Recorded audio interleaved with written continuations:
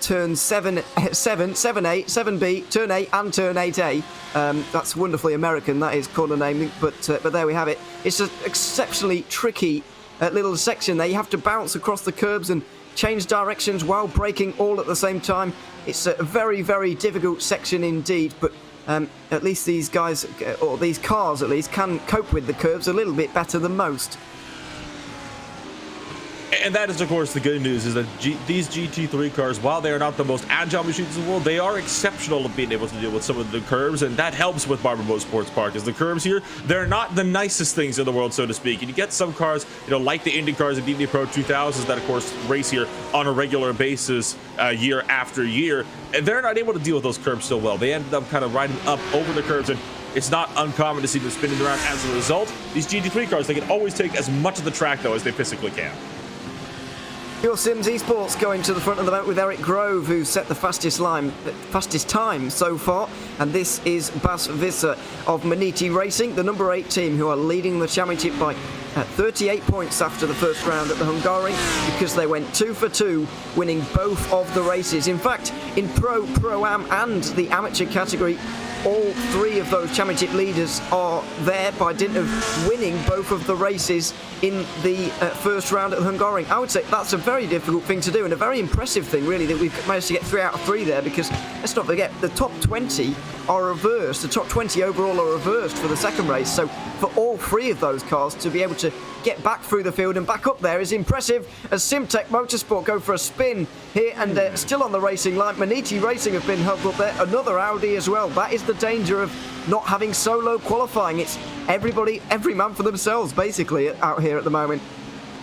And the Manity Audi does have damage on the front end now. As a result of that, they're going to take that dive down to pit road to likely get that fixed up before getting back out on track to finish up the qualifying session. So a bit of an unfortunate mess there for Bas Visser to find himself collected up in, but you come up and over the hill, it's a blind corner, so when you go up there and you see a car just stopped on the racing line, there's nothing you can do to avoid them. No, absolutely not, and the car behind didn't really have anywhere to go either, had to abort the lap as well, as RSR by Primus get up into first position there. Oscar T. Copra with the fastest lap time so far, 22 thousandths of a second better off than Pure Sims and Eric Grove, as we see Isaac Barkley coming over the line right now in the AM category, the number 7, doing a 21.9, which is going to get him 20th position for Kazar Sim Racing just for the moment, so improvements will need to be made for him at this point. At the moment, no real surprises, but we have got a few teams that we would expect to be up there still, having not set a lap time just for the moment, but there is still time, 9 minutes just over here left in qualifying, so still plenty of time for these guys. One thing I did enjoy, I have to say, about the Hungaroring, it was the different manufacturers that we had up towards the front in that particular race. In terms of the championship standings, we've got 4 different manufacturers in the top 5, and I'm happy to report that we've got 3 different manufacturers in the top 4 at the moment here at Barber. So GT3 category, wonderfully balanced again, and a great variety of cars up towards the front as well.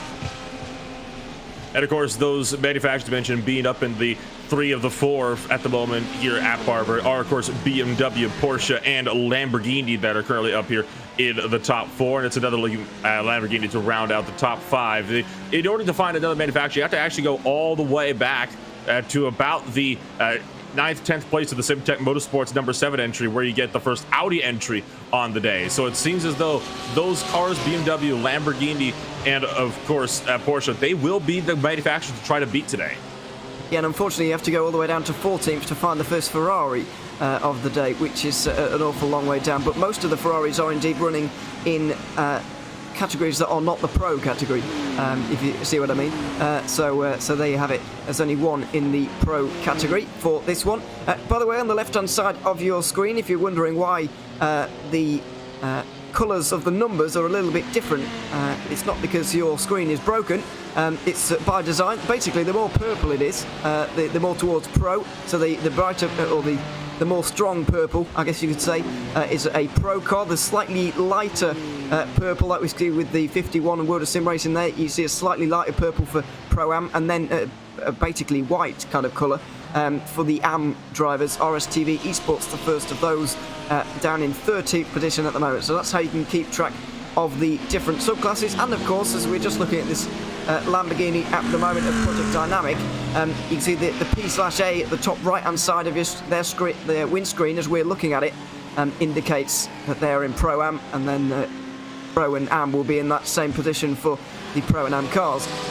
If you are trying to keep track of the subcategories here in this evening's race. It's very, very close though. I'm happy to report that the top 14 are separated by less than a second. I guess that is something to expect though, because it's a short circuit, as you referred to earlier, and it is a technical one, so things can go wrong fairly easily. So it is still fairly impressive to see this amount of cars in such a small amount of space. We're kind of in a bit of a holding pattern at the moment though, just over 5 minutes to go, and it seems to me that this bit of quiet is going to present a mad rush for track space and for lap times a little bit later on. When we get towards the end, everybody's going to want to be out there last, of course, so it's going to be a mad rush a little bit later on as we see Thomas Cope getting things a little bit wrong through 1 and 2.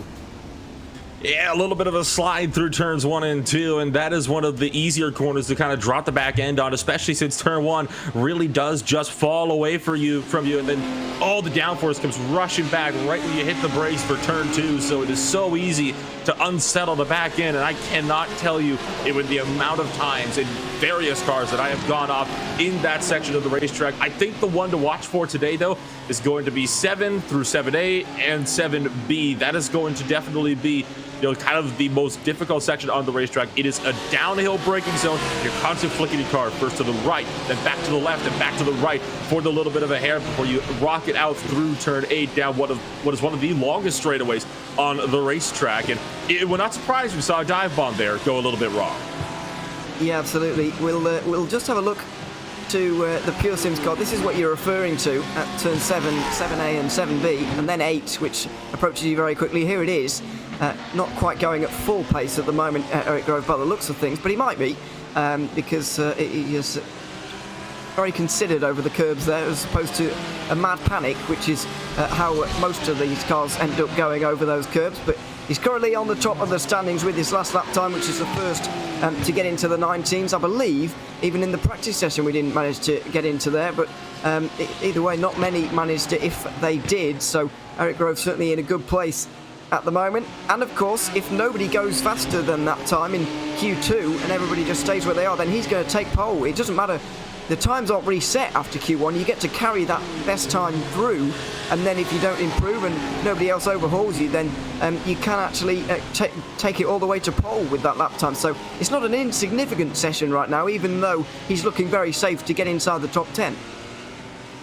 And you are actually correct. He is the first driver throughout all of today to be able to break into the 119 range, but only just, of course. And the only other time that has gotten close to him so far has been that RSR by Primus machine in the number 68 entry, which has been trying to do a good job on run that time down. You see them coming around through the final set of corners now. They've logged at a 120.032 at the moment on the boards, and that is still faster than the fastest practice lap all race long, as is the third place time. But from there, the times are around compared with what you've seen in practice, and so far a little bit wide through turn 1. As we saw with Thomas Cope earlier, it couldn't go a lot more wrong than that, so he's done a good job to hold on to it there as Copra. But whether this is going to be a good lap time from here on in remains to be seen, really, as we look from the driver's eye view going downhill into the left-hander at turn 5, where you're basically braking before you can see the corner and then accelerating out of it before you can see the exit as well. It's a really blind racetrack, I guess you could say, and this corner's not much better either. Just look at the amount of visibility you've got of the curbs that you are hitting. It really is guesswork sometimes around here. It really is, and that's what makes a spin around the racing line so treacherous at any point on the racetrack. It makes it so difficult to try to go sight where you're going to be and sight where you're going to go. It almost guarantees a pileup in any corner in the early stages of the race. And that right there that you saw, that was the longest straightaway we've seen on the entire racetrack so far today. So up through 12, and then from there it's just a few more rights and then one back to the left. There you can see pit entry. You have to go straight on at turn 14A over on the left-hand side of the track for you. Keep it nice and tight, and then look to dime it off turn 15 to get the best run possible down that front straightaway. Let's see if he can overhaul the Pure Sims Esports car of Eric Grove, and yes, he can.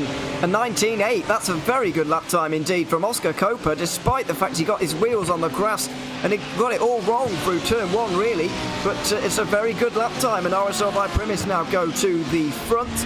Impulse Racing are, with Daniel Sommer, are now into 3rd place, by the way, with their previous lap time. But as we've seen in the past, he goes a bit wide over the hill there, so this is not going to be an improvement, I'm afraid. But as we've seen in the past, the second lap time is often better than the first, so he could have improved there, but didn't quite manage it. It's a BMW 1.2 though, and it's looking like a very good car to have around here. It's just a bit of a scary thought, really, as to how fast that 68 might be able to go if they manage to get turn 1 a little bit more correct than they did on their fastest lap.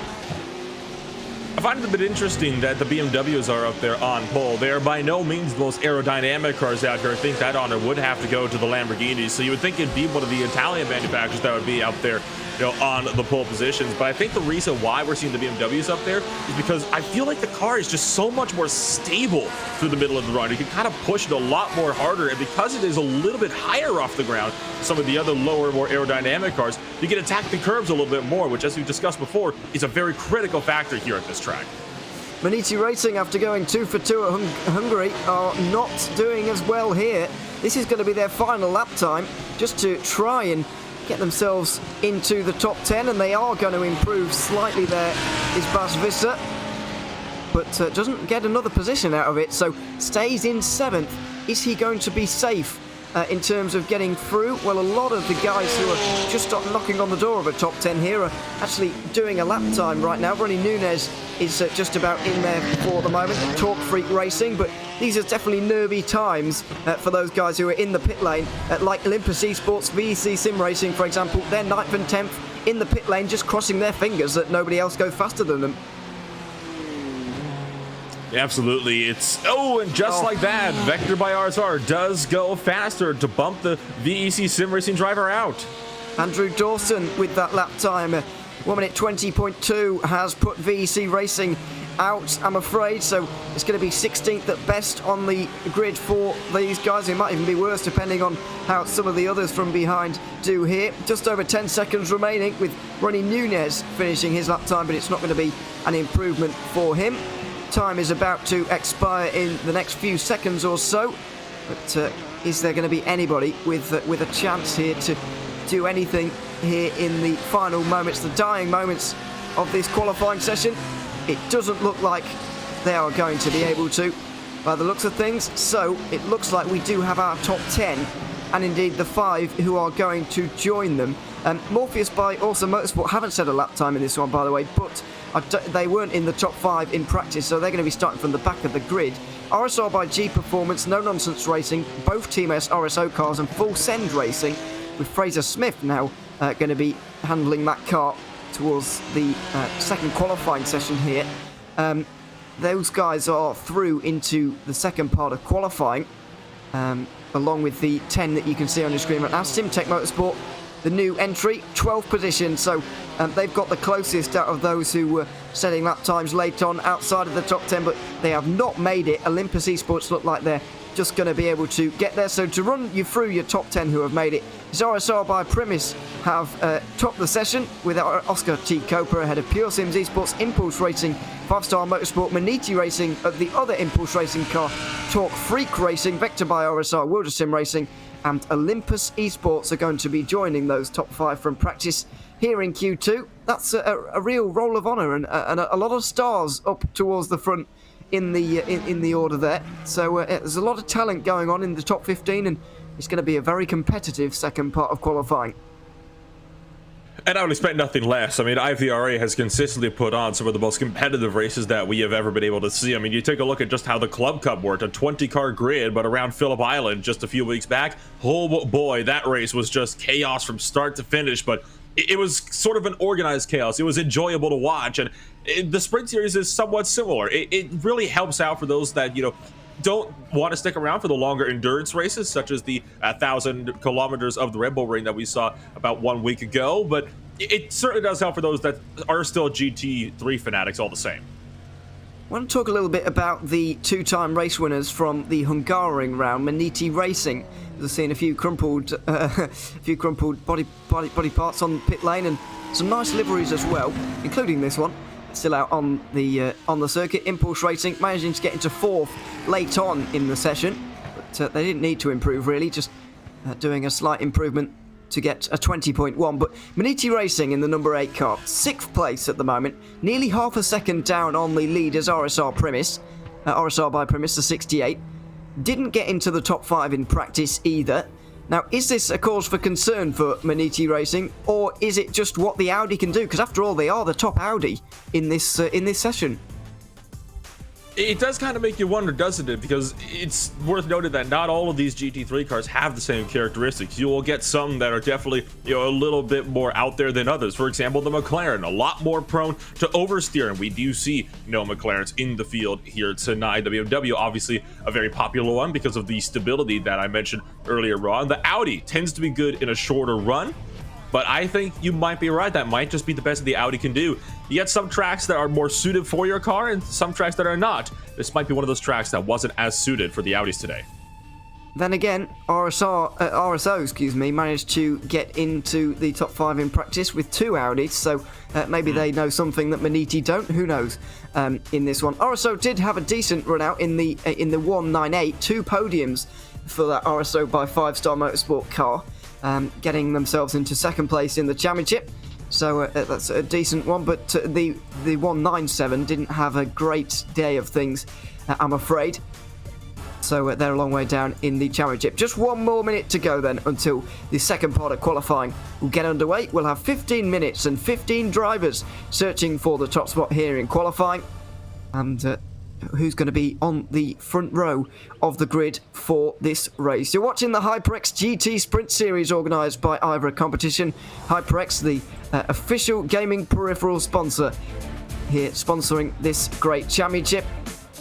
And it's going to be very good indeed. Very important as well what happens over the next 15 minutes really, because we've already commented on how difficult it is to overtake, but that means that qualifying is going to be very high intensity indeed, and it's about to get all underway. The track cameras, by the way, as you can see, is being brought to you by Dougie Bird, who's got this got us all sorted out, and there's some wonderful shots. We had some fantastic ones, the Hungaroring, which is a new addition to iRacing, of course, but this circuit has been around for a very long time on this service now. Not used as much as maybe not you would expect, but certainly not used as much as some others on the service. As we listen to the roar of the Lamborghini getting underway. 15 minutes, 15 drivers, and a very important qualifying session for everybody here to get up towards the front and to try and lead the field at least through race 1, because you really don't want to be in the mid-pack around a circuit like this. And I think that's a statement that holds true even in qualifying. It's a statement that I think Fraser Smith of the Full Send Racing number 96 has taken to heart. He was the first driver to kind of lead the field up towards the green cones with 1 minute before qualifying got underway. So one of the drivers that was in the top 5 in practice will be the one to head them off for Q2 here. But you wonder how eager Impulse Race will be to try to look around him. But in fact, it will be Impulse Race to go for that overtake. They want to be the one to lead up the train. I imagine not wanting to be caught up in dirty air. Yeah, absolutely. It's not a case of, it's not like Monza here where teammates will be scrapping for slipstream and stuff like that, so you just get this kind of craziness that's going on. Everyone fighting for track space, and this is why I like qualifying sessions where it's not a solo qualifying. I like it when everybody is out there together, because it just adds that extra dynamic to the event, and you've just got to have that extra little bit of bottle to try and get in the right position for your lap. Let's go once again then here for HyperX GT Sprint Series qualifying. It's the second part of qualifying now to decide positions 1, 2, 15. And Max Husfeld is one of those drivers who's going to want to get back up towards the top 5 where he was in practice. One of the Audis, one of the 2 RSO Audis who got through in the first part of qualifying, well, before qualifying even got underway in the practice session here. But he can't fall back on a solid Q1 time. That is the disadvantage he has right now. there's no, he is going to need a banker time almost, I suppose. So does he go for a slightly conservative lap here, or is he going to go all out for all 15 minutes? I guess he might be able to get away with it at a short circuit like this, but he's got nothing to fall back on, which is going to be unsettling for them. I know one team that's going to be wanting to do well as well here, Ewan, is going to be that Team RSO 197. They were the guys that were, top of the boards in practice with a 120.225, but as we've already discussed a few times, they've already beaten that today by sometimes as much as half a second. Look at the 119.815 that the RSR by Purpose machine to the 68 car has been able to set so far. So there's a lot of work ahead of some of these drivers, and have had a spin on track in the final stages. 5-star Motorsport HyperX's Porsche 911 has gone around, and that checks up a good number of cars in their qualifying laps. Let's have a look at Mats Torg Husfeldt, who sets his first lap time of the day. It's 9th position, so he does manage to get inside the top 10 just for the moment. So that's not bad from him. There's his teammate, Cedric Nebelsig, and I'm afraid not quite as good on this occasion for him. Down in 27th, possibly halted by the incident you were talking about there. Vector by RSR managed to get 8th. In fact, Andrew Dawson, he's not left the pit lane yet after all of that. Fraser Smith, I'm afraid, 13th. So not great for him at all after qualifying inside the top 10, the top 5, excuse me, in practice. Not a good start to his day either. So some of the guys who were not qualified in the first or qualified in practice, excuse me, have not quite got off to the best start here in the second part of qualifying, because none of them are even in the top 8 here, which is what I was referring to earlier. Everybody else has been driving out there for the last 15 minutes. They've just been sat there twiddling their thumbs for 20 minutes. So it would take them a little bit of time to warm up and get back up to speed, you would imagine. It'll only take them about 1 or 2 laps, and then they'll be right back into the rhythm of things. And I think that's what we're seeing here with the no-nonsense racing number 20 entry with Aiden Shadwell. He's been keeping up with the 6th place Manity racing car of Bas Visser so far throughout all of this lap. And look at that power slide in the back end around through turn 13. So he'll come around through 15. It will just be an improvement. His last time was a 121.1, good enough for 24th place. Bottom quarter on the boards. This time by, though, 120.498. That's a little bit more like it, but still a lot of work to go. Impulse Racing managed to get back, Full End Racing into 6th position at the moment. Manity up to 5th in the last few moments as they're finally finding their feet here in this one. Bas Visser going a little bit quicker on this occasion. Eric Grove is still leading this qualifying session, though. He's just taken over the lead, from Oscar Copra. It's been such a to and fro session that it's changing almost quicker than you can say it. Oscar Copra, as we were calling on that, goes quicker once again, 11 thousandths of a second. The margins are so tight at the front, but it's BMW 1 and 2, RSR by Primus and Pure Sims Esports a class ahead of the field at the moment. It honestly is amazing, the dynamic we're seeing between Pure Sims and RSR by Primus here. It's kind of a look of, Pure Sims just wants to get that pole position so bad, and RSR, they keep on kind of like dangling in front of them. They have always just a little bit that they can close in, and then as soon as they take that lap, they just topple them right back by putting in another one. But again, always within just that little bit of a striking distance. It's a very interesting way the session has kind of developed. You see Manity Racing's number 8 car along with the no-nonsense racing number 20 driven by Aiden Shadbolt, both coming down into pit road. Shadbolt's up to 15th now. Manity still holds 5th place for the moment. They do indeed. Some of the guys who got top 5 in practice, I'm afraid, have not been able to do that well here in Q2 for the moment. RSR by G Performance with Mark McCormack, one of those as well in the 69 car. This should be a strong team. 5th place in the championship currently after a decent Hungaroring. This is the 171, another one of those cars. Vector by RSR with Andrew Dawson. He got through the conventional weight by going through in Q1 with a fairly late time. Qualified around 7th in that session, but has dropped a few places after that. He jumps up to 8th position now. Look at the improvement he made, though. He only made by 200 of a second as the 198 RSO car going for a spin out of the final corner by the looks of things. Sorry, the 197. Cedric Nibelsek has not had the best start to this session whatsoever. It's been a nightmare for him. It certainly has, and he was one of those drivers that was looking to do good. He was top of the boards in practice, and so far he is fourth from the bottom. Take a look at the replay here, and I'm willing to bet pushed a bit too wide and clipped at the grass. Sure enough, just the two wheels barely hitting the grass, and that's going to send the car around. Noses the car into the wall, just barely. Managed to keep the back end out, which is the good news. It doesn't look like the damage was too bad, but he will have definitely overheated the tires as a result. So Nebelcek is going to have to try to reset and find some more speed. He still has time to make it work, though, in qualifying. Didn't even clip the apex at the final corner, which is a bizarre one. He didn't even... It was just strange, that, but there's no question about why he went spinning to the inside of the course, I'm afraid. Just that wheel on the outside, that wheel on the grass, and that was it, really, for him. Daniel Sommer, then, in the 63. Impulse Racing and Gazex Racing combining in the Lamborghini here for an effort here in the HyperX GT Sprint Series. Fourth place in the championship after a solid first round to this championship for both Impulse cars, I might add, because the other one was in sixth position after the first duo of races. And now it's time for the second round. We'll see if they can even move forward a little bit further, and this qualifying performance from Daniel Sommer would certainly indicate that they might be able to do that, but slightly getting things wrong over the curbs. That's where I would say there is a disadvantage in the Lamborghini compared to the BMW, which can ride the bumps a little bit better than that, I would suggest. I have to agree with you more. The Lamborghini is better at managing to maintain overall speed through the corners, so long as it doesn't hit the curves. But as soon as it hits the curbs, you know, that gap and the advantage just falls away, and that's something that Daniel Sommer is having to kind of manage here. Because the curves are so big and they're so integral to what the racing line could be here, it's difficult to keep up with the BMWs up in front. And I think that's why we're seeing, you know, BMW 1-2 in a breakaway by 2/10 over the rest of the field.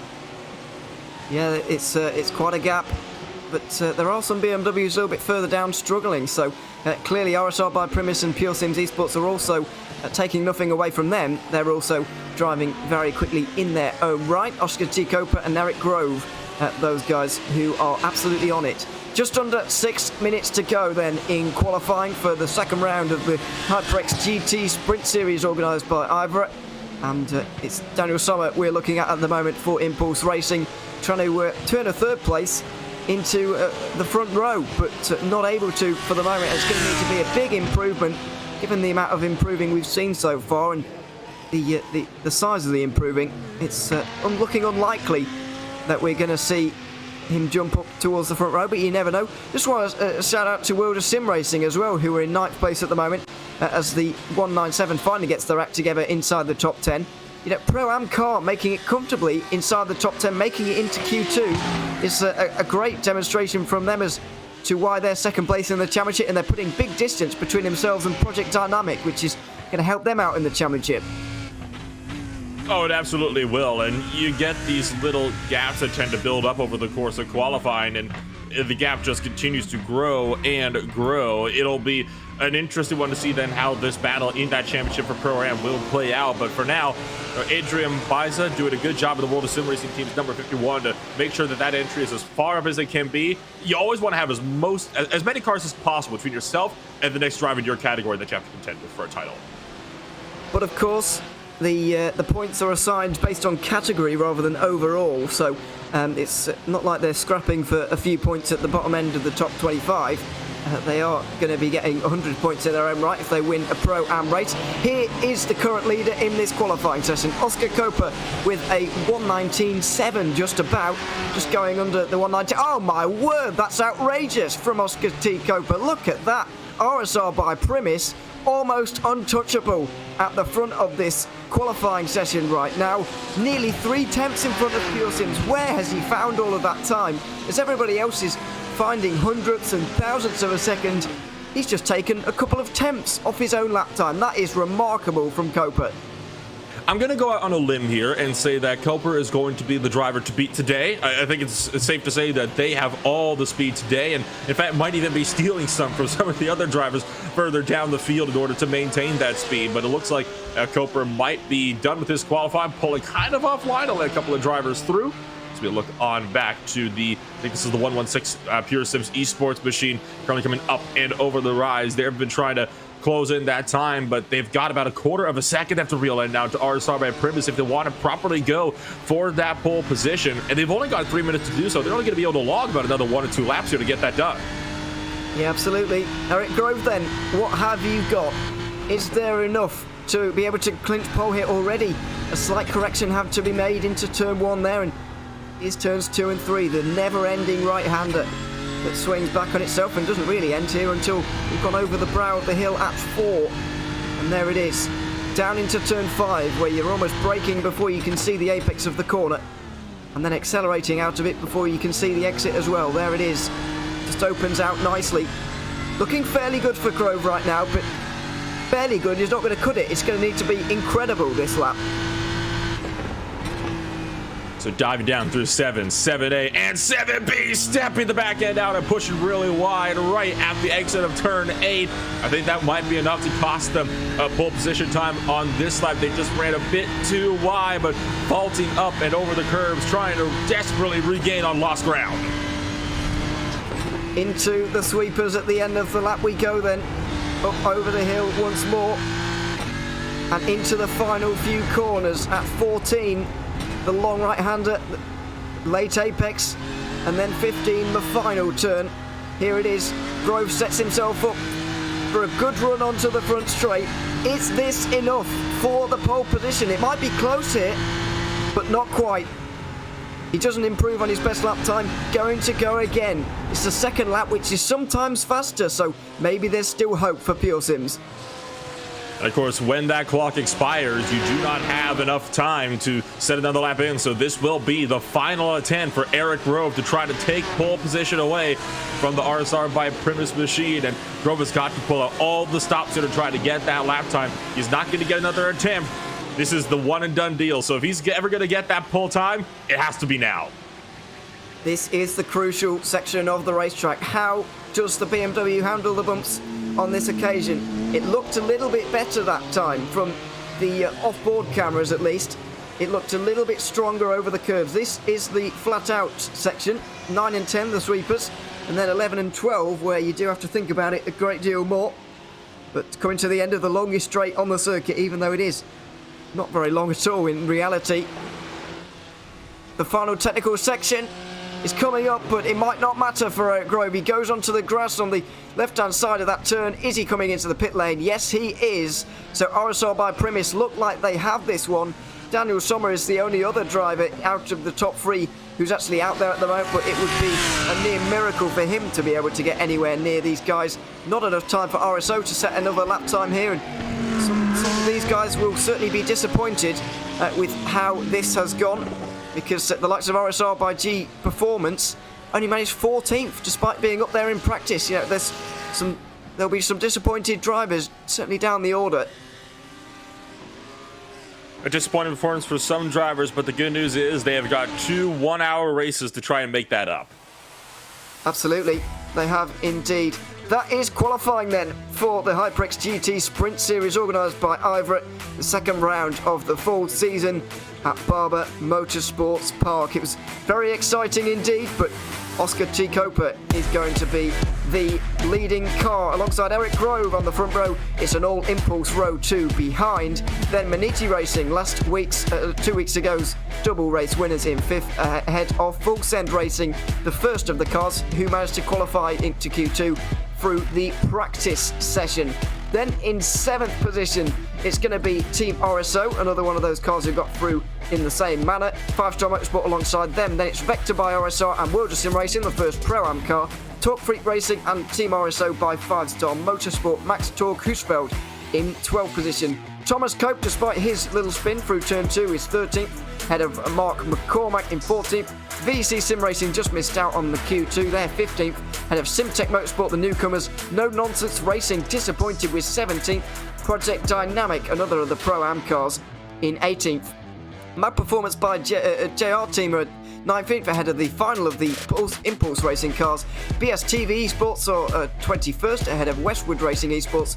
The second of the World of Sim Racing cars are 23rd, ahead of Rusty Spatulas, who are 24th. Kazar Sim Racing are alongside Oblivion Racing on row 13, ahead of V Races and the other Kazar Sim Racing car.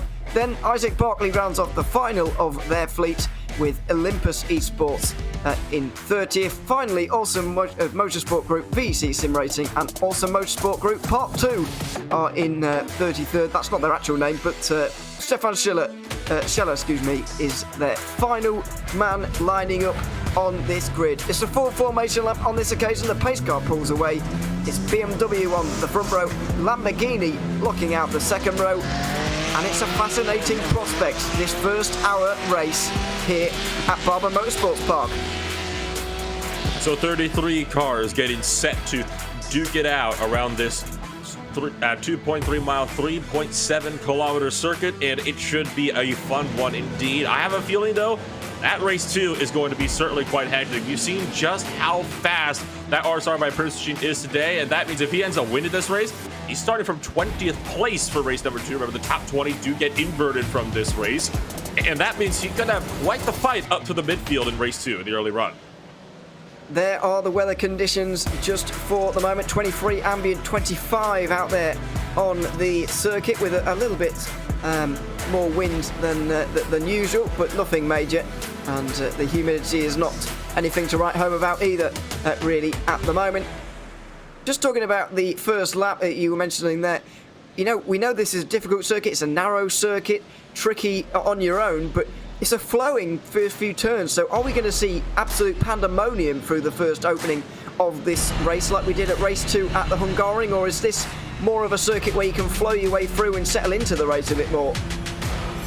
I think it's going to depend on how those front runners navigate the first couple of corners, because that long straightaway down to 7 and 7A, it does have the potential to get crazy, especially if you have some faster guys that have good runs out of these hairpins trying to dice their way up through the field.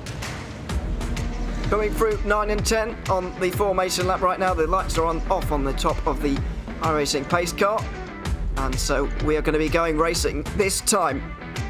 60 minutes of on-track action here at Barber Motorsports Park, with a mandatory pit stop between 25 minutes and 35 minutes into the race. Each of these cars will have to change their driver during that time before the end of this race. Up the hill they go through turn 12 and into 13 and 14, where this track reaches its conclusion. Pit road will be appearing on the left-hand side of the drivers in a few moments' time, and the pace car will be pulling into it to allow Oscar Copra to take control of the field. Eric Grove alongside him, going to try and overhaul, but it's a BMW lockout at the front at Barber. The second round of the IVRA HyperX GT Sprint Series is set to get underway. Copra holds for a very long time, but the green flag is in the air. We are racing at Barber Motorsports Park, and it's a fantastic start from the RSR by Primus driver. Pure Sims managed to get himself into second with Impulse battling over the third and fourth position. Another Impulse car going wide through turn 1 by the looks of things, but it's a clean start for the leaders. Oscar Copra already with a couple of car lengths over the field as they go down towards turn 5. And the top 5 gets out single file now. 3, 4 wide though, further behind into turn 5. And you can also see one car going around deeper in the field as well. I believe that was the Team Oblivion Racing Machine that got spun around. And Team RSL by 5-star, the 198 car, went off in a 4 wide overtake down into the hairpin as well. So through 7, 7A, 7B, it's side by side, so many rows deep. And the drivers are trying to scrap away from positions before it's too late. And there's a half spin there and a real spin for the Ferrari in the background as well. It's a messy start for those in the midfield and towards the back of the field. And there's another car going around the 87, possibly into the barriers in a big way there, I'm afraid. Dear oh dear, that is not what we like to see at the start of one of these races. It was Westwood Racing Esports who went around, we saw in the Audi there, into the barriers. Side by side doesn't often work at this venue. It's such a difficult circuit to manage it at, and I'm afraid towards the back of the field we have seen a few incidents, but it's been very clean for the leaders. As you can see, it's not settling down in the midfield though. It's just, there's a lot more up for grabs back there because there's a lot more positions to be gained, and likely a few drivers who are disappointed they found themselves so far down in the first place. And of course, you take a look back at one of those battles that has been picking on it up. And speaking of which, there is another car gone on. It's one of the Porsches, the Quasar sim racing machine of Isaac Barclay in the amateur category, having a big slide of the Porsche. I believe that was around through turns 1 and 2, but it is still complete pandemonium up in the midfield. And you can see getting a little bit more orderly up in front as they duck on down through turn 7 and 7A. I think the Torque Free Racing 2-speed machine might have just gone a bit too wide. Could have a slowdown penalty, and I think might have a slowdown penalty. Looks like they might have just barely gotten away with that. Thought they cut 7A just a little bit too close, but look at Olympus Esports close on up, and holy cow, they do have a slowdown penalty. As a matter of fact, as you can see them having to serve that there, they're going to be losing 3 or 4 positions. That was a bit of a risky move, though, slowing down when you have a driver so close behind you like that. Yeah, took in slowdown to quite a literal sense there, I'm afraid, for Torque Free Racing. Dropping outside of the top 10 now as down the inside. That's No Nonsense Racing going up the inside of Project Dynamic through 14 as we look back to one of the RSO cars, I believe, finding its way a long way down here after the opening lap. I think that's the 198 finding its way a long way down. Yeah, Mats Husfeld has not had a good start to this race. It was two third places 2 weeks ago, but not the same on this occasion. Let's take a look at Impulse Racing on the lap 1 first of all. 3 wide into turn 1, just didn't fit basically.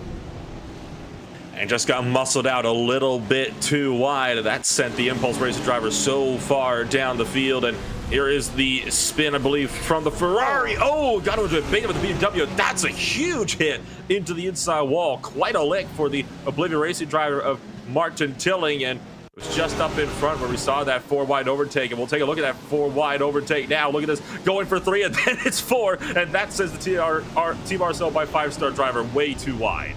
That's exactly how he's dropped so many positions in the opening of this race, and this is another spin, I'm afraid, for Oblivion Racing, who have got some bad suspension damage, as you can see, and it's difficult to cope with, it's fair to say. So there's another spin for the 164. Let's have another replay. Isaac Barclay, how did he end up on the outside of turn 2? Well, just a quick glancing blow with the Ferrari, and then a bit of a heavier one with the barriers there. As down the inside, the other RSO car having a great time of things into turn 3. My word, that was a full send on the full send racing car, as we've got a BMW 123. Impulse have all of a sudden been displaced by everybody else. The Lamborghini is falling backwards, RSO moving forwards, or trying to at least, as full sender on the inside line trying to defend, late braking, outside line. It's looking pretty good actually, because this corner does open out to the outside line, but it's not quite enough. He can't quite get down the inside for turn 7, or can he? It's not a bad exit from the Audi. Maybe there's a chance here. They're going to go side by side into the most dangerous corners on the racetrack, and RSO are onto the podium. I think that was a wise move from Fraser Smith of the Full Send Racing Machine to try to back out of that one from the middle. There was no way he would be able to fight that one around the outside line through 7B. But he is going to be able to reel that Audi back on in. And look at how much he closes up in a sprint up towards turns 9 and 10. Just kind of dabbling with the brakes just a little bit, and up and over the rise for the final couple of corners. Starting to break away from the Impulse Racing Machine down in P5 now, just in behind. And it looks, though, like Team RSL will be up in the 3rd place, just barely for the time being. It was briefly a BMW 123 there, but things have all changed all of a sudden. Impulse Racing were looking very strong in 3rd and 4th in qualifying, but not so much anymore, I'm afraid to say, as RSR are down the inside of 5-star here, looking at things. 9th position this battle is for right now, and the 69 car can't quite get through. Teammates in attendance behind as well, with Vector by RSR in 11th. Up through turn 4 and down towards 5. There might be a chance for a dive, but not for the moment. Too early on in the race for that kind of thing. 5-star just briefly defending it as well. So things might start to settle down in the next few moments after a pretty crazy opening.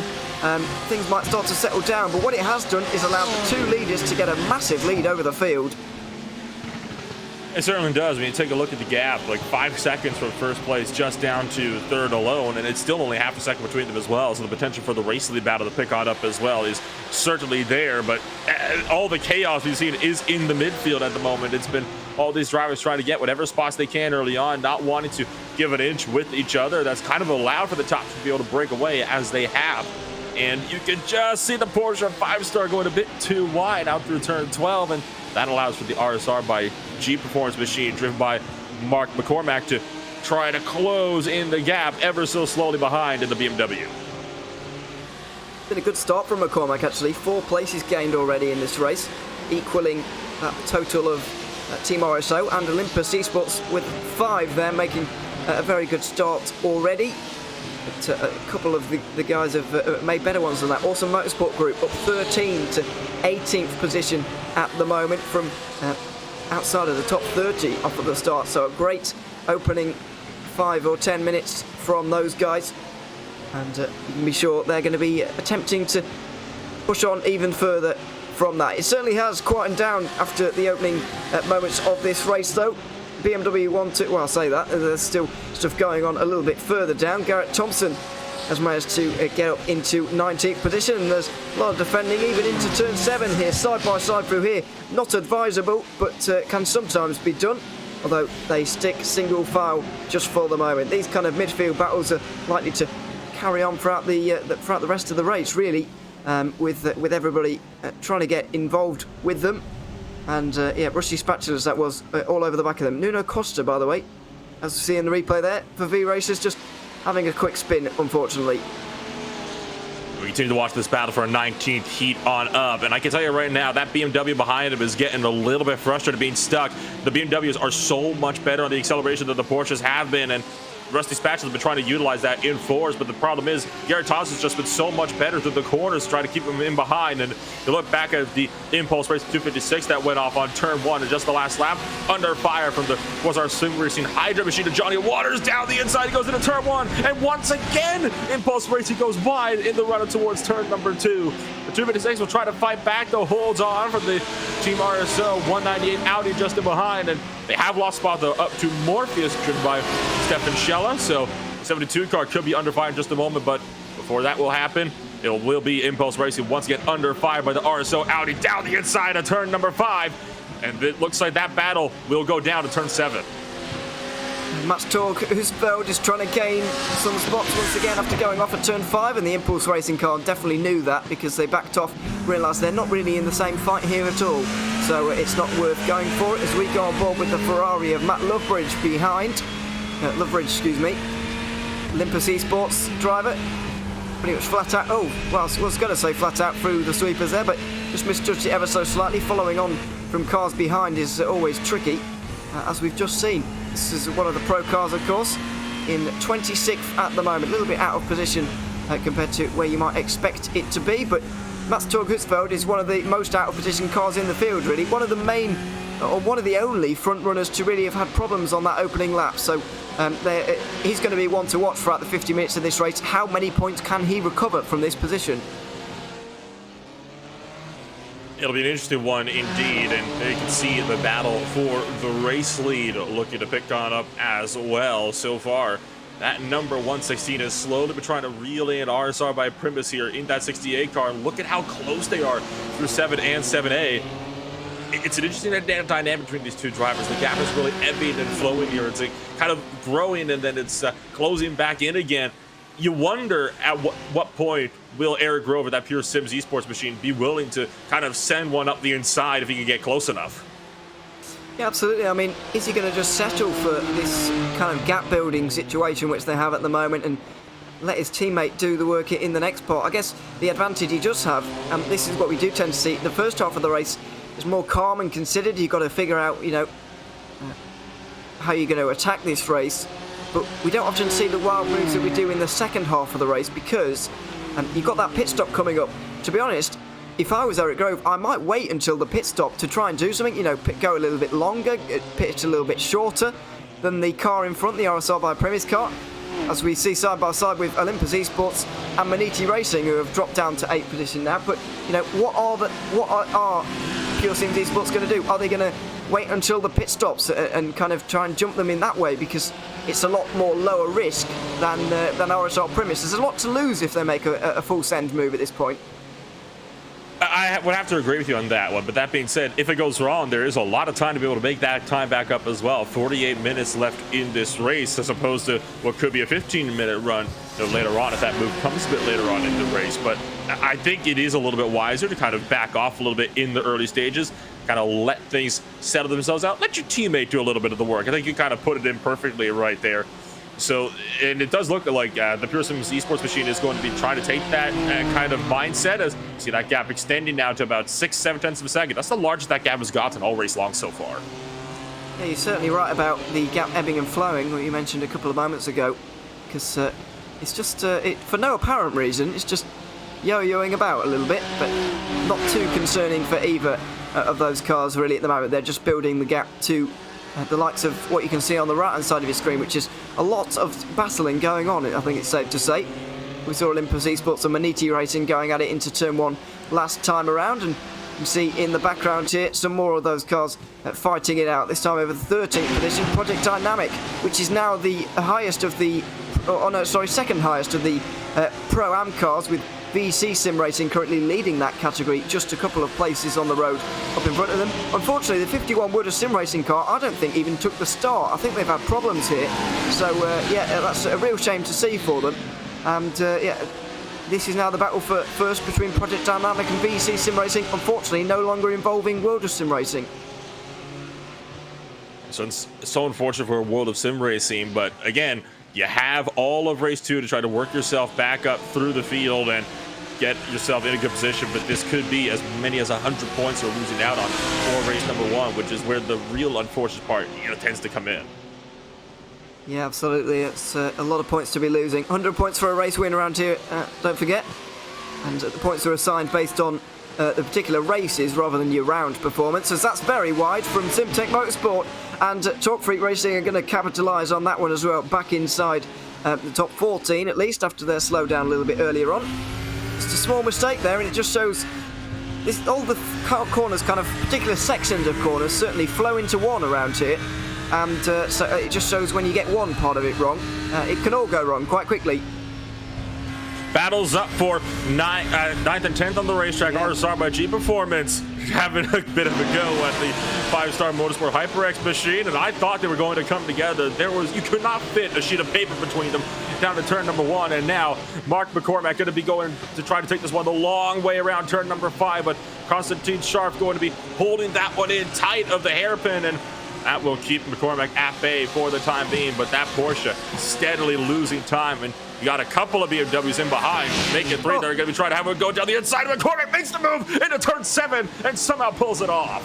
Well, I'm amazed he got that stop. That was incredibly late on the brakes into that corner there, but he's managed to get it done. And 5-star Motorsport is going to sit back and applaud maybe, because that was fantastic from RSR by G Performance in that 69 car. 5th place in the championship at the moment after picking up 120 points from the Hungaroring round, and certainly on their way back towards the top 5 again. Not a strong qualifying from them really, but they're marching through the field in the race now, which is where the points are earned, of course. And 5-star Motorsport, I'm afraid, going backwards with Vector by RSR now close in attendance. There's BMWs everywhere for this Porsche at the moment, and it's making their life very difficult, I have to say. Here it is, into turn 1. Vector by RSR just having a look, but not making the move yet. And the reason why 5-star lost so much time is because they're so much faster through those last few corners than these BMWs are, and the fact that they were so much faster actually kind of scared Sharp a little bit out of line, and that's what caused him to kind of go a little bit wide. We see a replay of a no-nonsense racing spin by Jacob Peterson. That's a dangerous spot on the racetrack to be parked at. It takes the wise move, backing off of the racetrack up into the grass to wait for some clear air. So good move on Jacob Peterson, the pro driver, to be able to back it up a little bit and wait for there to be a proper gap instead of just sitting on the racing line as he had been. That could have ended very badly actually for everybody. So yeah, props to him for backing out of the way. Here's the Rusty Spatulas car, which did make its way inside the top 20, but they're not anymore because of this right here. Oh, that was unnecessary as well, hitting it back into the back of the wall there. And they get back going again at least, but that's going to cause them some unnecessary damage, unfortunately, and you do need your rear downforce around here, there's no question about that. You absolutely do. I mean, the downforce just plays such a big role. What little you have in these GT3 cars, and you need to utilize every little bit of it, and that's what that Porsche was trying to utilize as well. Is a bit wide through the final corner. Goes Andrew Dawson to the Vector machine to the 171. They have begun to slowly break away for the cars just in behind, and in fact, just behind, Torque Racing down the inside and makes contact with the VC Sim Racing machine, and they both go around. Oh, it's just too late on the brakes for Torque Freak there, and VC Sim Racing have gone around to lose their lead in Pro-Am. Let's have a look at how it went down. Ronnie Nunez just went too deep into the corner there, and VC Sim Racing were just an innocent bystander in Torque Freak Racing's accident there, I'm afraid. It kind of looked like even before there was contact, Ronnie Nunez was losing control of that car, so yeah, VC Sim Racing are going to be exceptionally disappointed because not only have they lost their lead, but they've actually dropped out of the top 3, I think, in that category now. So, yeah, you've got to feel for them. Oh, they got big suspension damage as well. They're trying to just struggling to hang on to it. They're trying to lift the car around to pit road, but I tell you what, VC Sim Racing having one heck of a time at the moment, just trying to keep the car on a track, and you'd see that Porsche machine looking to just be able to get some time in clean air. There is the VC Sim Racing driver. You can see, look at how much it's wiggling around. You can't even keep it in a straight line. Oh dear, this is not nice. This is not nice to see, and it wouldn't be nice to drive either. Trying to figure out how much suspension damage there is as well, I think, by kind of weaving from left to right, and also trying to control the car by doing that, of course, as well, which is obviously quite difficult, as you can see. Back inside the top 20 for Mats-Org Husfeldt, who's done a good job of getting his way back through the field. Mostly Pro-Am and Am cars, so it won't be gaining him too many points, but as he gets up towards the front here, he will begin to gain points on certain cars, as you'll be able to see very shortly. It's always difficult to do a recovery drive like that, though, especially when you haven't started at the back and you've made a mistake that's put you at the back. Difficult to kind of put that behind you and recover, but Husfeldt has done a good job of it. They certainly have, and you know, these little mistakes, they can definitely be learning experiences, and I can tell you right now that they have been doing a lot of learning today, but they have been doing such a good job on trying to work their way back into the field, which is what you want to see. Don't back out just because you have one mistake. Take yourself back up, work your way back up through the order, learn from your mistakes. That is what they've been doing so far all day long, and Garrett Thompson, you can see trying to fend off Mats-Org Husfeldt just in behind, so the Team Marceau driver a bit wide of the Audi onto the grass. He manages to save it though. My word, that could have ended in tears, but he's managed to keep it on the straight and narrow, fortunately. Going up the hill through 12 and into 13 and 14. Let's see, that Porsche looking very strong on the back of him right now as well, which is going to be a little bit worrying. 72 car trying to go, oh my word, trying to go right around the outside, inside for the final turn at 15. Fantastic driving there from the 72 car. Morpheus by Auto Motorsport, Stefan Scheller at the moment with that one, but not quite able to pull it off. It was a good attempt, but not able to just for the moment. Vector by RSR, by the way, got through on Vector on 5-star Motorsport, so we've got a car off just up in front of them. Getting back on, Johnny Waters for Kazar Sim Racing had a fantastic start to this race, but I'm afraid that mistake has cost them a fair few positions, and now they're under pressure from all kinds of cars. And unlike what we've seen earlier, there was a self-inflicted error through turn 1. Just kind of stepped the back end out and managed to recover it nicely. Could have been a heck of a lot worse for them, as we've seen with a couple of other drivers, most notably the Spatulas team earlier today. And I can see Olympus Esports going to make one down the inside of 7 on Impulse Racing. And that's going to put that number 64 car up another place. It is indeed. We see into 9 and 10 again. This battle continues between all of these guys, and it is important, really. Second place in the championship back here, let's not forget. I know it's early, but 2 third places for this RSO car on your screen right now, as that's a rejoin. Could be another Kazar Sim Racing car, that one. Dropping down the order, but let's wait and see on that one. One of the Porsches, anyway, dropping down the order quite dramatically and getting overtaken again. Oh, dearie me. The number of mistakes starting to happen. So cars weaving around trying to gain the positions when they are presented with them. And yeah, my word, this has really turned into a very chaotic fight indeed at this point. Yeah. It really has. Oh, sorry, go on. I was going to say, it really has been a chaotic fight so far, especially here in the midfield. I mean, it's just non-stop action wherever you look, so you don't quite know where to look at some points, because when you look away from one battle, another picks up somewhere else. But look at the front of this train. Team RSO tried to find the inside of the Kazar Sim Racing machine up into turn number 5, but that move didn't go anywhere. And every time a group gets side by side, especially at the front of this field, it just allows everybody else to close right on in. Yeah, it's not helping the situation. Certainly, Mats-Org Husfeldt really wants to get out of this now, and he might be able to. Into 9 and 10 they go. Through, flat out, but despite this being the longest straight, it's not a great overtaking opportunity at the end of it, so he's got to stick in behind, but he takes a nice line through 12 there. Maybe there's a run, but he's not really strong enough through that section. You see the way the Audi is through there. The Porsche is able to send it in really deep into 14 there, and it's really crucial that he stays close through here, but he's just not able to by the looks of things. And the Porsche is just so much better through some of the more medium-speed corners we've seen throughout this race, and it's what's kind of hampering the ability to go for a bit of a fight here. So you have to always take that into account, that different cars are stronger at different points of the racetracks. We talked about the BMWs being really good at the apexes, where they're able to vault up and over the curves to gain as most time as possible. The Porsches have been just actually they've been excelling expectations in the final sector of the racetrack, where it's a bit more of a flowing section as it is in the first. You need to be able to maximize every piece of performance where your car's best on track, and so far some of these Porsches have been doing the absolute most that they've been able to so far this race. Very good traction for the Audi, but if you don't really have anywhere to use it, then it's going to be very difficult. Look at that! Look at the way he can turn off of the corner there and just accelerate where the Porsche can't. Into 9 and 10, they're going to go side by side. Husfeld on the outside. It looked like the Porsche just backed off a little bit there, really. And so Garrett Thompson's just going to give that one up at this point, because they're not fighting for a position in Pro-Am after all. Thompson just tries to stay out of the way of everybody now, as they're all trying to come steaming through. Another one goes down the inside of Stefan Schiller, who's making a fantastic race here. The other Kazar car is able to let him into the train, fortunately, but that was a nice move from Husfeld, using the strengths of the Audis to perfection.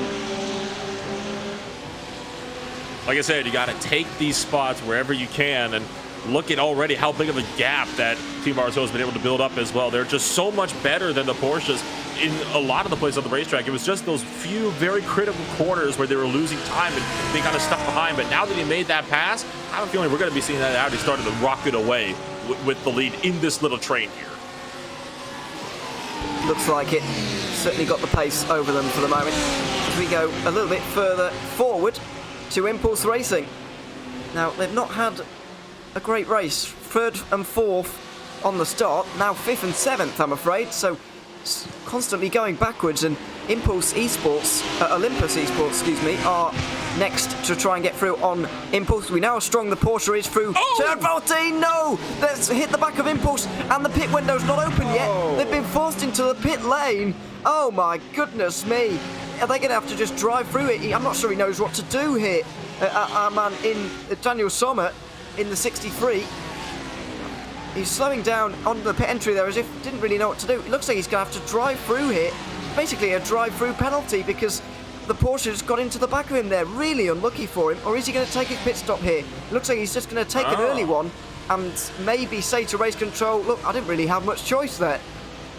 I mean, to be fair to Daniel Sommer, the pit window opens up in about 20 seconds anyway, and just their pit window just now opens up.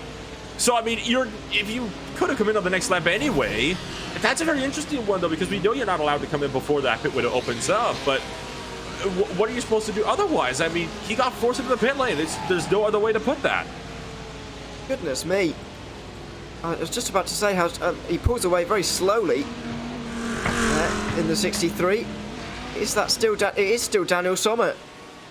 Oh, no. Deary me. So, I'm not sure what the rules are and what you can change during a pit stop before the pit stop window. I imagine nothing, actually, but let's have another look at this incident. Olympus Esports just misjudging it, really, and we know how good the Porsche is through that section.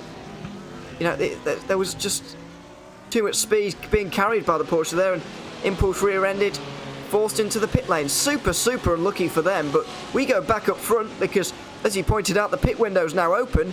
What's going to happen between these two? They had the opportunity to come in last time around, decided not to take it.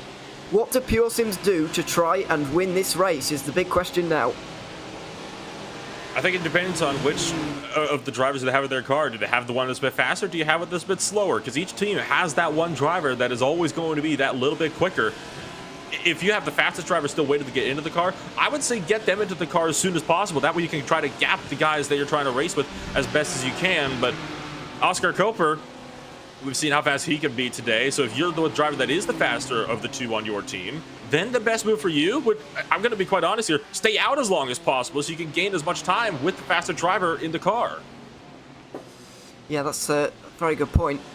Just depends on who is the faster driver, and if indeed they're equal, then there might be an opportunity for a little bit of a changing up of the strategy. Not too much in terms of pitting going on, has to be said. A number of cars are, if not out of the race, then at least wounded in this one. To my knowledge, about 8 cars have been halted at the very least in this race. Well, actually, that might be a little bit too many. Maybe 4 or 5 have been halted in this one due to unscheduled pit stops, etc.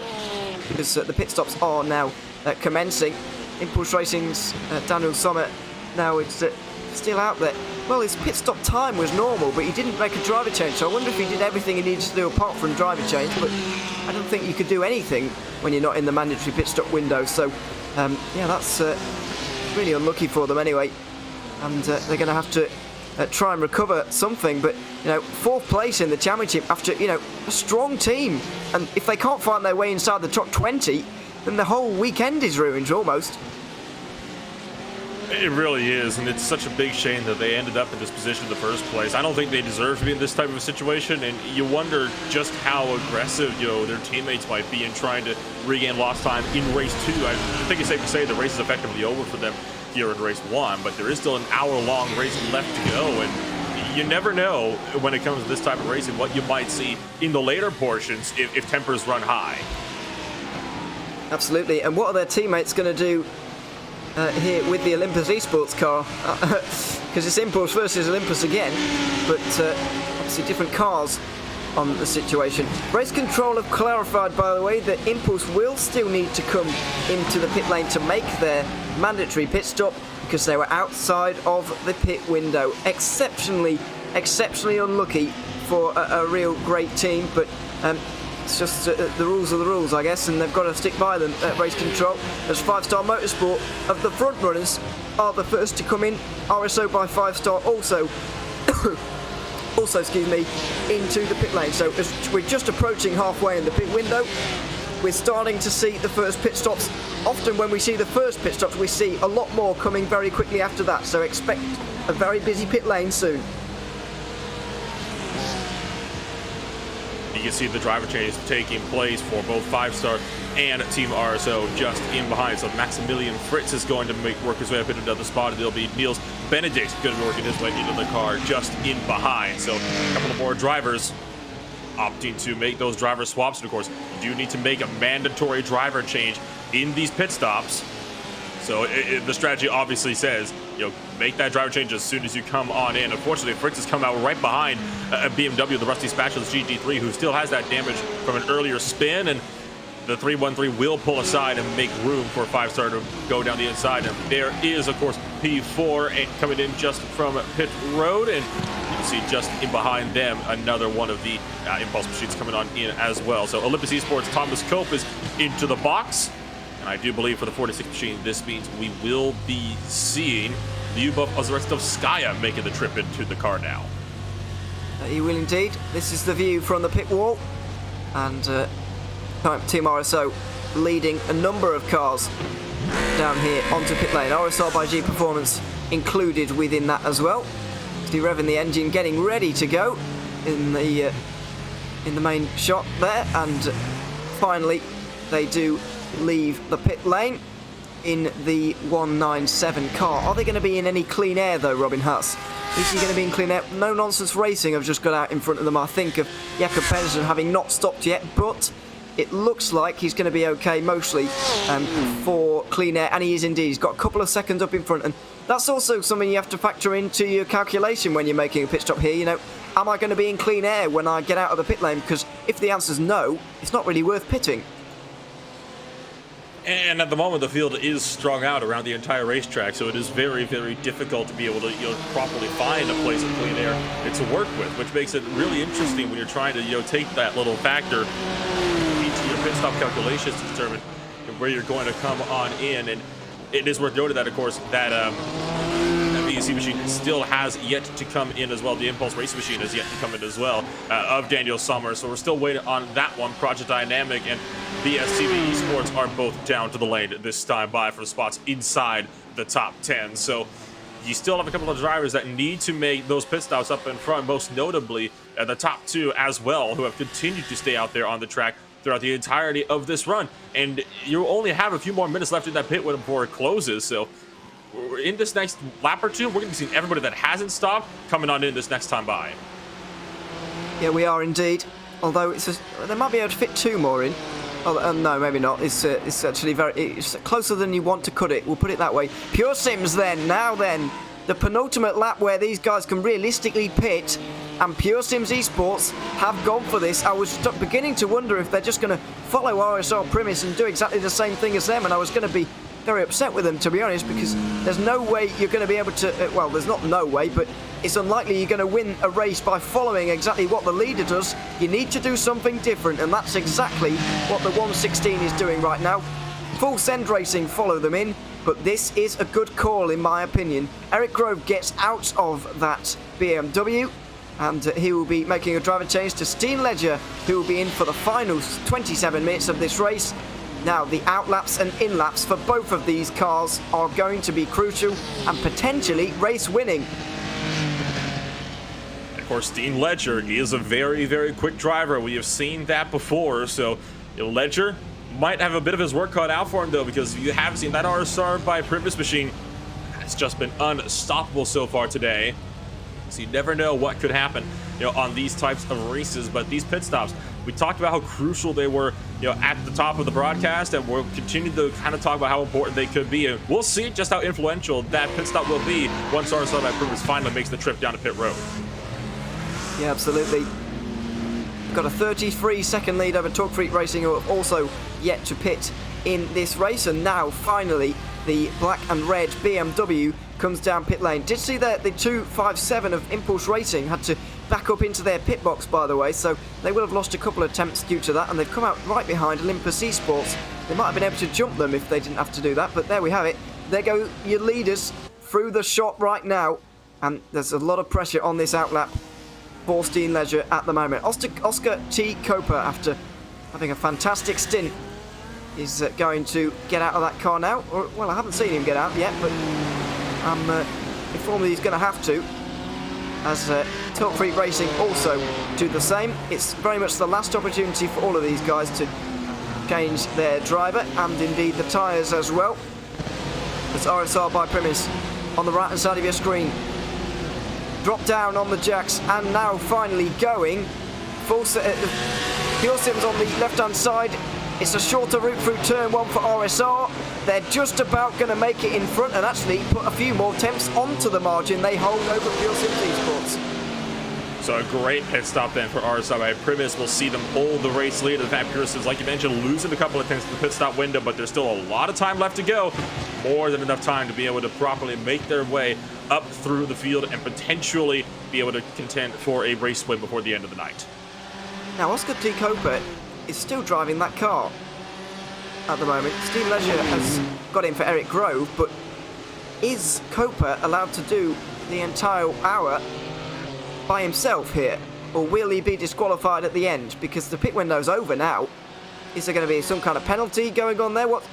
I'm not sure quite what the solution is to that, but either way, they've done a good job with the pit strategy. Turns out going longer was the better idea in the end. So yeah, RSR by Primus do lead, but there's certainly a question mark hanging over them with that.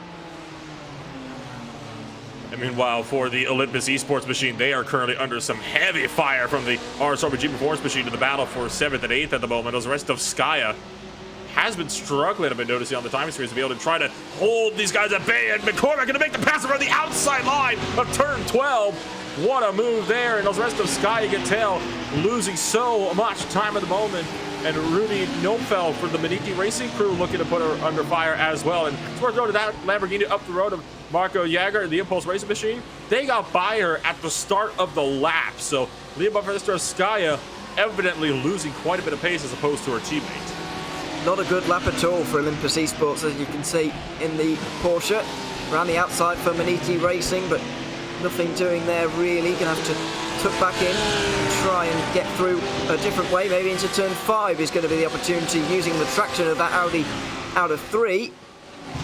On the brakes, downhill, left-hander, and he's been given the room, but they're still side by side out of the corner into turn 7, which is going to be very tricky because Olympus Esports have the inside line. Manity going to have to stick it around the outside, which would be outrageous, but he's well, sort of attempted to go for it, but not quite in the end. So Manity took in and have to fight another day, I guess, and try and get through in that way. But certainly the 46 car not got as much pace as it did in the first half of this race. There's almost no doubt about that.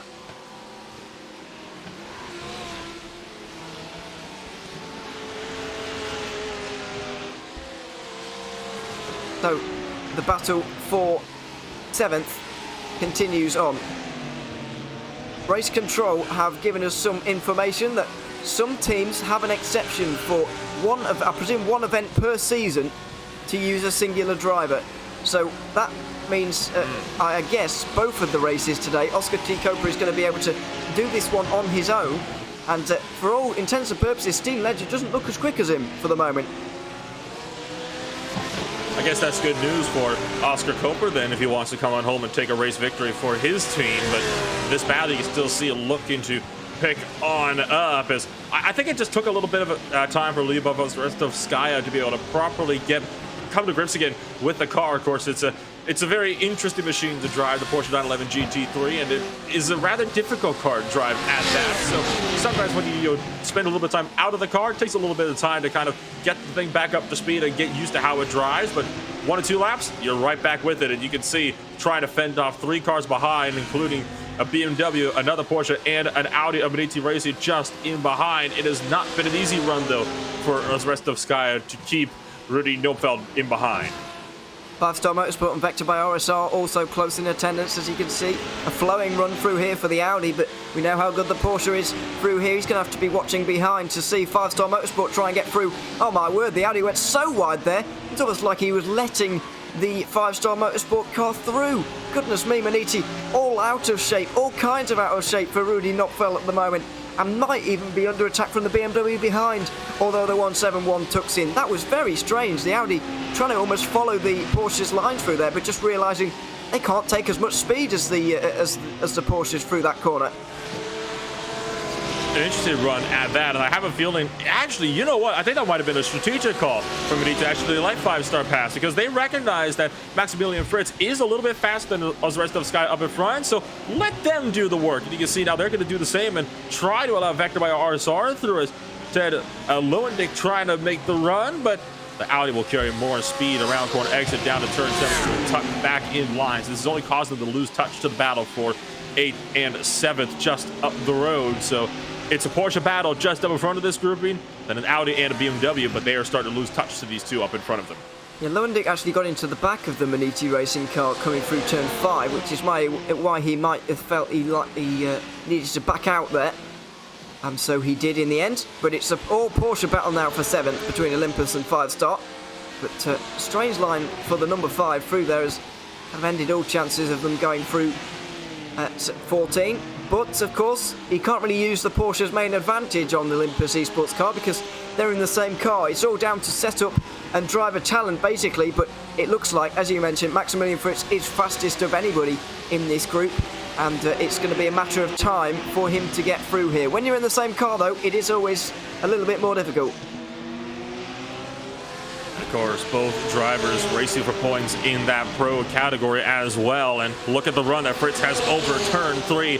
Will pull over to the right-hand side and try to take this one around the outside of the hairpin right at turn number 5. But just not able to carry that momentum around through the outside line.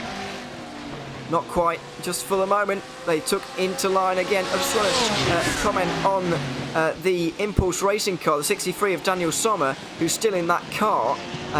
Trying to get towards the top 20. It might be possible for him to get 20th, which would save his weekend, basically. But back up towards the guys who are having a pretty decent weekend, the likes of Olympus, but might turn sour for them very shortly. I can see them losing all 3 spots in one go if they're not careful. 5-Star Motorsport looking up the inside into 11, but there wasn't a way through. The Manity racing car closes in, but we're coming towards the Porsche speciality, so there's going to be no way through for the cars in behind for the moment. Maximilian Fritz goes down the inside into the final turn now, but not able to get it done.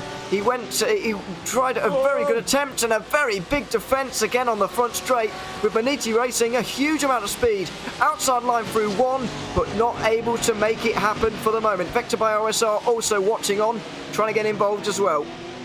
I tell you what, this is some great racing that we're starting to see here. It was just within the top 10. It's been an absolutely amazing battle to watch develop on up as we ride on board with Rudy Neufeld in his Audi R8 LMS, trying to close out to Maximilian Fritz of the very large rear wing to the Porsche 911 GT3 does sport. And it's been an exciting one to watch, and no doubt it is far from over. I'm honestly a little bit impressed with how much Lyubov Sky has been able to keep this group at bay, despite quite obviously being the slowest driver in this group of four. Yeah, he's doing a good job, no doubt about that. 5-Star Motorsport have been really attacking him for a good 10 minutes now, but it's nothing doing just for the moment. They go into 12, taking the same line at the moment. Good job. We've seen once again this Olympus Esports car doing very well in the first half of the race and then holding on in the second half to great effect, actually. 7th place in the end after the Hungaroring rounds, and 7th place in the race right now. I think they were actually 7th place in both of the races at the Hungaroring, so clearly their favourite position, and they're holding on to it for the moment. But obviously this circuit will be helping them slightly, but you do still need the talent to be able to hold on. There could be a bigger attack coming now, though, into turn 5. A lot of defence, goodness me. There's almost no space left on the left-hand side of the road. It's a big stack up. 5-Star into the back of the fellow Porsche there, and fortunately for everybody, they all keep pointing the same way. Oh my goodness, the runs are just unbelievable from Fritz, and again, impressive that Lyubov Sky has been able to hold these drivers at bay. I mean, she's a driver that definitely knows how to defend. I will give her that, and she's been doing a phenomenal job. You saw right there into turn 5, just did not weather the storm at all, and Maximilian Fritz pulls over to the right-hand side in the sprint up towards turn number 11, and will he have the inside? This time he takes it through turn 12, and finally Fritz gets through, and Neufeld trying to close in just behind in the Audi, but I have a feeling that 5-Star Motorsport machine will be able to start to pull away with the V7 finish. Yeah, certainly. It was a good move in the end. If you can hang it around the outside through turn 11 there, then you do get the inside for 12.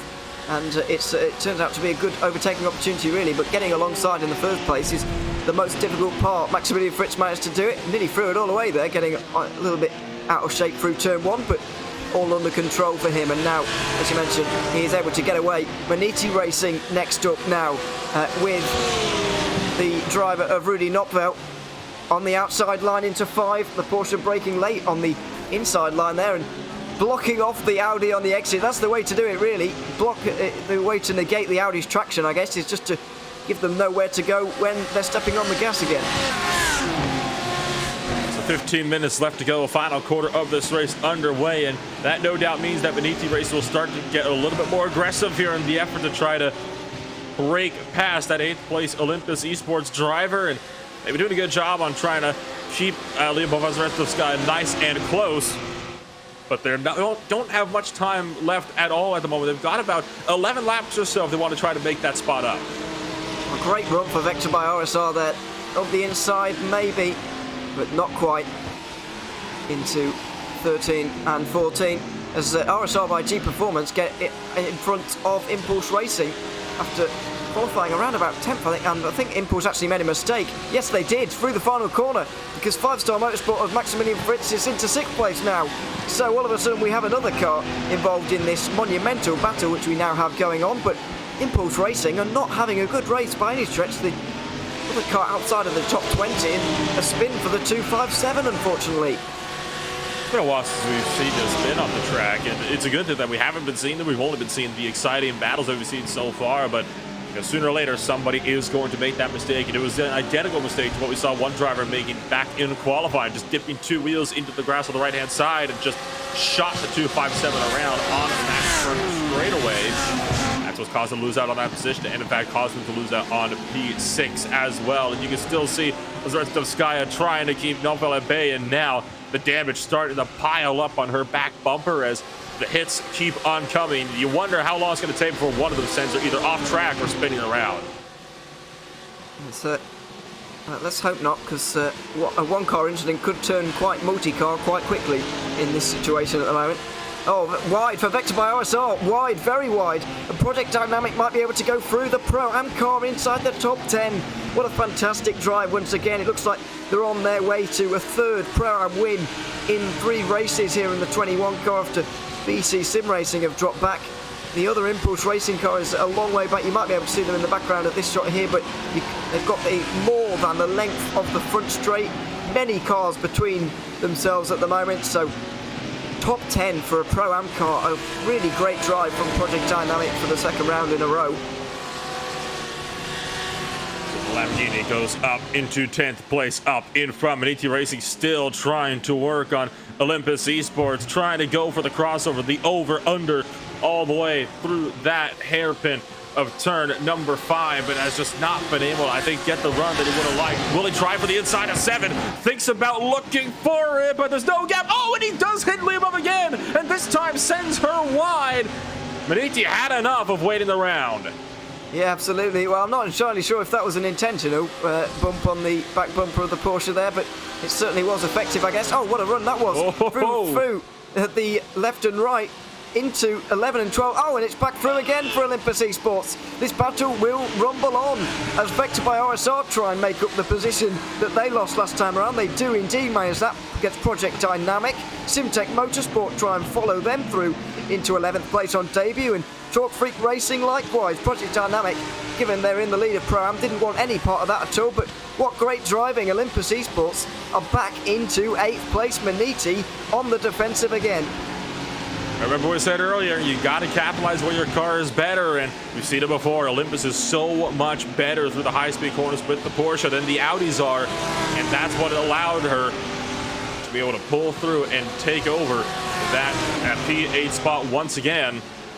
And all of that checkup allowed for these positions further back to make up. And how about Simtech Motorsport trying to go down the inside of Vector through turn number 5 to make an effort to push his way up into the top 10. Standa Sehal trying to work on the outside line coming to 7A. They're going to try to fight it around the outside line as well. They're going to be side by side through 7A and 7B. And they're still side by side out of turn 8 in the sprint down the straight towards 9. Goodness me, and they've pulled it off. Round the outside through 7 is unheard of, but they've just managed to do it. Simtech Motorsport inside the top 10 they go. Vector by RSR not giving that one up lightly, but they're going to have to into 11 and 12. Goodness me, that was a good move through the outside line at 7. Meanwhile, further up the front, while all of this crazy battling has been going on, a big development up towards the front with Pure Sims and Steam Ledger having some kind of problem somewhere, because he's dropped about 20 seconds all of a sudden, and Robin Haas all of a sudden is in the lead of this, he's in second place, a good 23 seconds behind Oscar Copra, who is running away with this one. Let's see what happened to the Pure Sims car. Is it wide through the final corner? Oh. Yes, it is. Does he pick up damage? No, not quite, but he's lost an awful lot of time. Good job from Steam Ledger to keep that car out of the wall. It's not an easy thing to do. That's one of the quicker corners on the track. So he did a phenomenal job of keeping that thing out of the barrier, but that's going to send them down to 3rd place. But hey, a podium position, still nothing to shrug off. That is still a great result at the end of race 1, especially with that major spin in the final 10 minutes. Yeah, it's 3rd place, not bad. So they'll just hopefully be able to take that one home. 8th place in the standings after the Hungaroring round. Just the lighting, by the way, at the moment is wonderful. Looking at the kind of orangey sky right now. It's just kind of dipping below the horizon just for the moment, but it's not getting too dark. Talk Freak Racing. I'm not sure if that's just the livery or if they literally do have no bonnet at all, but either way, they have certainly been in the wars throughout this race. They've been in the battles pretty much constantly, and this is now no different. what this battle is doing between Simtech, RSR, and also Torque Freak Racing, and it's allowing Olympus Esports to have the pressure lifted off of them slightly, because they're doing stuff like this, basically. Around the outside for Torque Freak, we know how good the Porsche is around these long corners, but not quite able to just do it for the moment. The battle's splitting up slightly as they go wide through free, just about keeping it on the road. Project Dynamic trying desperately not to get involved in this by the looks of things. And I can't blame Project Dynamic for wanting to just kind of sit back and take it easy. They are, of course, leading that Pro-Am category. They're not going to gain anything by battling with these Pro category guys up the road. They got so much time back in the second place in their own category. We're talking over 10 seconds. Why get involved in a battle if it is not going to gain you anything? I think that's the dynamic that Pascal Thomas is trying to take into account here in his Project Dynamic Lamborghini. And it's a wise move at that. I mean, they're in a different category. You're not fighting them for a championship. Worry about your own race is what I say. Yeah, absolutely. The overall position for them doesn't really matter, but it would allow, well, I suppose if they could still win this and only be one position behind, because if you see what I mean, the top 20 is going to be reversed here. At the moment, Impulse are only going to be 2 positions in front of them in the overall order, because it's not reversed on class order, it's overall. So actually losing a position to RSO by 5-star behind might actually be beneficial, but that's not beneficial. The leader in Pro-Am goes for a spin. They hit the wall, and with 7 minutes to go, they might have damage. Only a 10-second lead. Meanwhile, oh my word, Torque Freak Racing as well going off. What is going on in the last couple of moments of this race? It's all happening out there on the racetrack. So Thomas, for the first time, shoots over to the left-hand side of the track. We haven't seen that one before. We'll take a look at that replay first. And there you see it, 2 wheels into the grass and overcorrects and goes into the Armco barrier big time. Not too much damage, I think, though, on Thomas's car, which is the good news for him. The real bottom game for Torque Freak takes a wild ride, bouncing up and over the grass and into the runoff area of turn 2. Goodness me, that was a wild ride for him, unfortunately. But there we are. Just able to get things going again. So all of a sudden, it's Olympus versus Manity in a much more isolated incident than it was previously, due to a couple of spins in the past. Project Dynamic car looks like it might have damage, though, because they're dropping back, and leads now only 7 seconds to Impulse Racing. So the Pro-Am fight may still be alive and kicking in this race with 6 minutes to go. Let's wait and see on that one. But yeah, you never know. I suppose. Meanwhile, the 63, by the way, of Daniel Sommer, the Impulse Racing car forced into the pit lane, if you remember earlier on, has managed to get inside the top 20, so all is not lost for them, and they might actually be one of the contenders for race 2, given their pace and where they're starting. And of course, you'll have a clean car as well, so you're not going to have to worry about the damage that he incurred on that bump as well coming into the pit road, which is the good news for them. It's just unfortunate they had to be in that type of a situation in the first place, though. I mean, they're still trying to work their way up any spots they can, which is, you know, can you blame them? I mean, you need to do whatever you can to get, you know, points. It's a desperate points battle down the inside of the 18th place driver, Morpheus by Awesome Motorsports, and that's another car off. Who is that? That's the BSTV Esports machine spun out of 17th place. It is indeed BSTV, who are an AM car, doing exceptionally well. They were, anyway, until that. And there's another car off now. Oh, man. This is getting messy towards the end of this race. Wood Sim Racing getting through. Let's have a look at BSTV Esports. Down to 27th now, I'm afraid. And that's a spin for them. Just a very slight tap on the wall. But yeah, it's all descended into chaos in the last 5 minutes, 10 minutes of this race. It is, you know, quite interesting how all the issues seem to be stemming either from turns 1 and 2 or the final corner. It seems to be only those 2 areas and nowhere else on the track. I wonder if, you know, the fading light and potential fatigue already is starting to kind of play drivers into a little bit more mistakes. We know how on edge you are through those corners and how you have to always be on it every single time around. You wonder if you get a little bit too comfortable and that just sends you around, but already, you know, we'll be able to see, you know, the patterns of rubber throughout some of the apex of these corners. There were so many spins in that one area that we're seeing one of those patterns forming, and it tends to go straight from the grass, straight towards the pit wall. Project Dynamic get through on Torque Freak Racing there, by the way, as Wood Sim Racing pull wide here to let a couple of cars through. It's a couple of lap cars, I should add.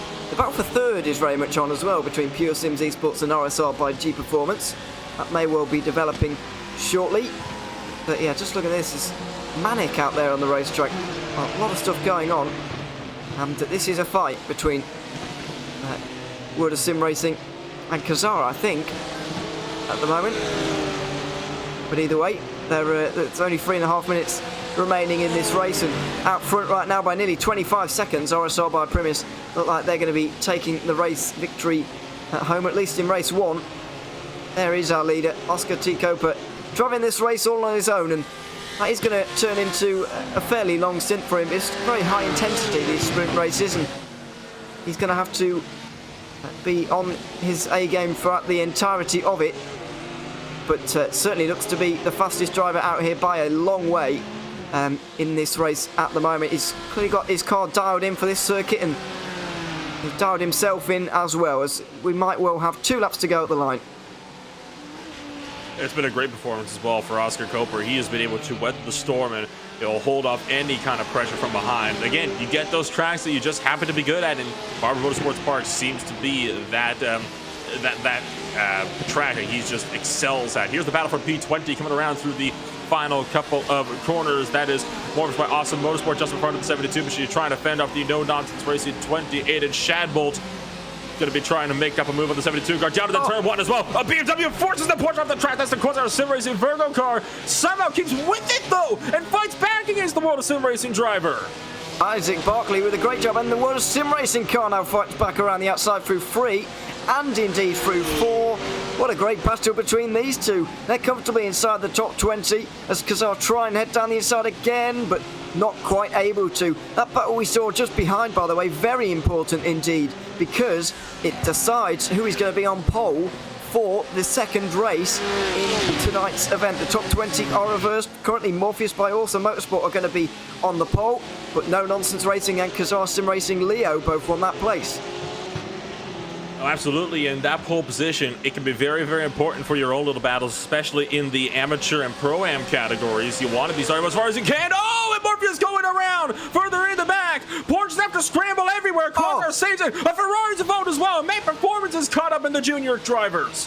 Oh dear, just trying to avoid the spun Porsche there and going into the wall in a big way there for the Ferrari and having to weave out of the way. Let's have a look at what happened to Christian Schmitz in the end. Looked like he was losing that on his own, and great job from everybody else to avoid them. Well, I guess Mag Performance did avoid them, I suppose, but not without incident. And so that is a shame to see them in the barriers, but goodness me, I don't know how that didn't end up in a bigger incident for the likes of No Nonsense Racing. Aidan Shadbolt was right up the back of that car when it was going around for a spin, and somehow he still managed to avoid it. So an intense moment there on the course, and the battles are still picking on up for spots up in P8 as well, where you have battles yet to be decided. These guys will be starting further down towards that 20th place, right around, though, I believe it would be around P12 at the moment. This would be the fight for over in race number 2. So Olympus Esports still doing a great job of keeping the Manity racing crew at bay, along with Sim10 Motorsport just in behind. They've been slowly trying to close in the gap, but with this being the last lap now, you wonder if they'll be able to get to her in time. Yeah, absolutely. This is the last lap for these guys, and our race leader is very much coming up towards the end of his race right now. Here he is. 12th position, Oscar T. Copra, driving on his own here today. He's got a free pass on this occasion to drive one event all by himself, and he's chosen this one. It seems to have been a very good decision. Oscar T. Copra for RSR by Primus is going to win the first race at Barber Motorsports Park and add another 100 points to his name. The 68 BMW wins by an absolutely huge margin in this race. Going to be about 30 seconds indeed, so a huge run for them, but the battle for 8 still raging on. And they know it's the last lap, though. It's getting desperate, it's getting physical. Contact had been made over in turn number 5 at the hairpin, but they opted to instead keep it in line. They didn't want to kind of have a pass be completed that way with the bump and run. So through the final set of corners, the rest of Skya, can she weather the storm? Nopel will be trying to close in just behind. Final corner, can the Audi get the run out of the final corner? He cannot. All the rest of Skya will hold on to P8. Yeah, great job from everybody at Olympus Esports to be able to get another top 10 placing, a really strong top 10 placing again, ahead of Manity. Championship leaders who have lost out on a fair few points there. They've shipped 58 to this car already here in the 68, but of course after a poor Hungaroring, that's not going to worry them too much. So there we have it. What a great race that was. An hour of complete racing action. It was absolutely fascinating, but Oscar Copra was the winner in the end, ahead of Team RSO, who managed to get second in front of Pure Sims Esports. RSR by G Performance were in fourth, ahead of Full Send Racing, then 5-Star Motorsport and the first of the Impulse Racing cars in seventh. Olympus Esports, in a fantastic battle, managed to hold out for eighth, ahead of championship leaders Manity. Simtech Motorsport on debut managed to get inside the top 10 in their Audi. Vector by RSR then in 11th, ahead of Team RSO by 5-Star. Then Project Dynamic, the winners in Pro-Am, just about 7 seconds in front of Impulse Racing, who were 15th. Talk Freak, TeamSpeak were sandwiched in between those guys in 14th. Then Daniel Sommer, who recovered to 16th. Kazar Sim Racing 17th, ahead of World of Sim Racing. And another of the Kazar Sim Racing cars in 19th. Followed by No Nonsense Racing, who will be on pole for the second race here at Barber. The third and final Kazar car is in 21st, ahead of Awesome Motorsports Group 72. Their 74 car, I believe, takes the win in the AM category, ahead of the Mag Performance car on the road, although they're not in the same class. VEC Sim Racing, after their spin, end up 25th. Olympus Esports, a disappointing day for the 64, being in the Pro category. Westwood Racing Esports 27th, ahead of BSTV in the AM category. Then V Racers, 3 laps down, I'm afraid, for them. Rusty Spatulas, 8 laps down in 30th. And then those who didn't finish, the VC Sim Racing car, the 724 anyway, and World of Sim Racing in the 51, and Oblivion Racing, the 164, didn't manage to get to the end of this race. There are your results from the first race at the Barber Motorsports Park. Look how beautiful it is, an absolutely fantastic circuit and an absolutely fantastic race. We're going to now talk to the race winner from race 1, Oscar Copra. What a fantastic job that was from you. Congratulations, nearly 30 seconds in front of the field. Just talk us through how you've been enjoying this circuit, because even if you're not, you're clearly very effective at it. So how are you finding it? Yeah, thank you. It's a great job from you there. You were under pressure a lot from Eric Grove in the first stint. How were the first half an hour or so when he was applying the pressure? Can you hear me now? Yeah, we can hear you. All right, cool. Yeah, it was pretty tough that first stint. There was a lot of pressure from behind by Eric. He was really fast through that final sector. I just couldn't pull a gap, and I knew that he couldn't attack me effectively, so I tried to conserve the tires in the first stint as much as possible to just pull away in the second one. Yeah, and then in the second stint, it was a very good stint from you. You managed to pull away a lot. How did you stay focused with that lead growing? And then obviously Pure Sims themselves, Steam Ledger made a mistake, and so you had an even bigger lead. But how did you stay focused at a circuit like this to keep on going at the pace that you were? I didn't realize what happened behind me, but that's a shame for Steam.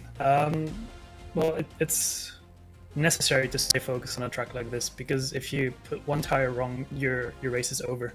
So I knew that if I dropped my concentration, that the race could be over at any moment. And looking ahead to race 2, the all-important reverse grid race, of course, you're going to be starting in 20th, right in the middle of the pack, in the craziness. However, Manity went 2 for 2 last time around, so maybe you can on this occasion. How are you feeling about starting in the pack? It didn't go well for me last time around. I didn't really make the first lap cleanly, so yeah, let's hope for a better start this time around. Yeah, let's hope so. I'll be hoping so for your sake. Anyway, congratulations first of all on the race 1 victory here this afternoon, and good luck with the second race starting in a few moments. Thanks very much. Have a good one.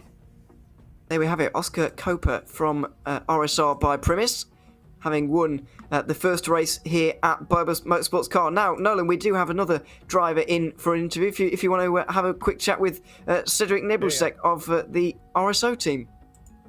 In fact, I will do just that. So, Cedric, you come home here now. You finished P2 with your team for the Team RSO 197, and you're going to be starting 19th in race number 2, but a P2 finish from 7th place on the grid. I say that's a result to be proud of. Yeah, really good for us, but yeah, we struggled a bit with the setup in the qualifying. but I think we managed it great for the whole race, and yeah, P19 for the next race for the starting position is not the best, but I think yeah, we will see. You, of course, took that first stint in the race before right around that halfway point. You switched over to Robin Haas into the car. Are you going to be taking the first stint again in race 2, or are you going to be finishing out the race? I think yes. Yeah, I'm driving the start too, and yeah, then Robin, bring it home. So you're going to be starting in the midfield this time around. It's going to be a bit chaotic, I'd imagine, for you on the starts. Do you have a plan or to kind of push your way through the front early, or are you going to be kind of taking it easy and let people kind of make their own mistakes in front of you? I hope we make some points. But yeah, in some corners, some drivers let so much the door open, and yeah, full send. Fair enough. You got to do what you got to do at the end of the day. Well, Cedric, it's been a pleasure being able to talk to you here today. But before I let you go, anybody you'd like to shout out for the Team RSL 197?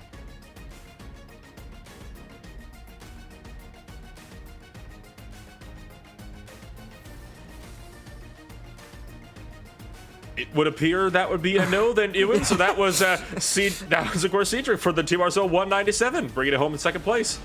Yeah, absolutely. He's got a lot to do in the next hour or so.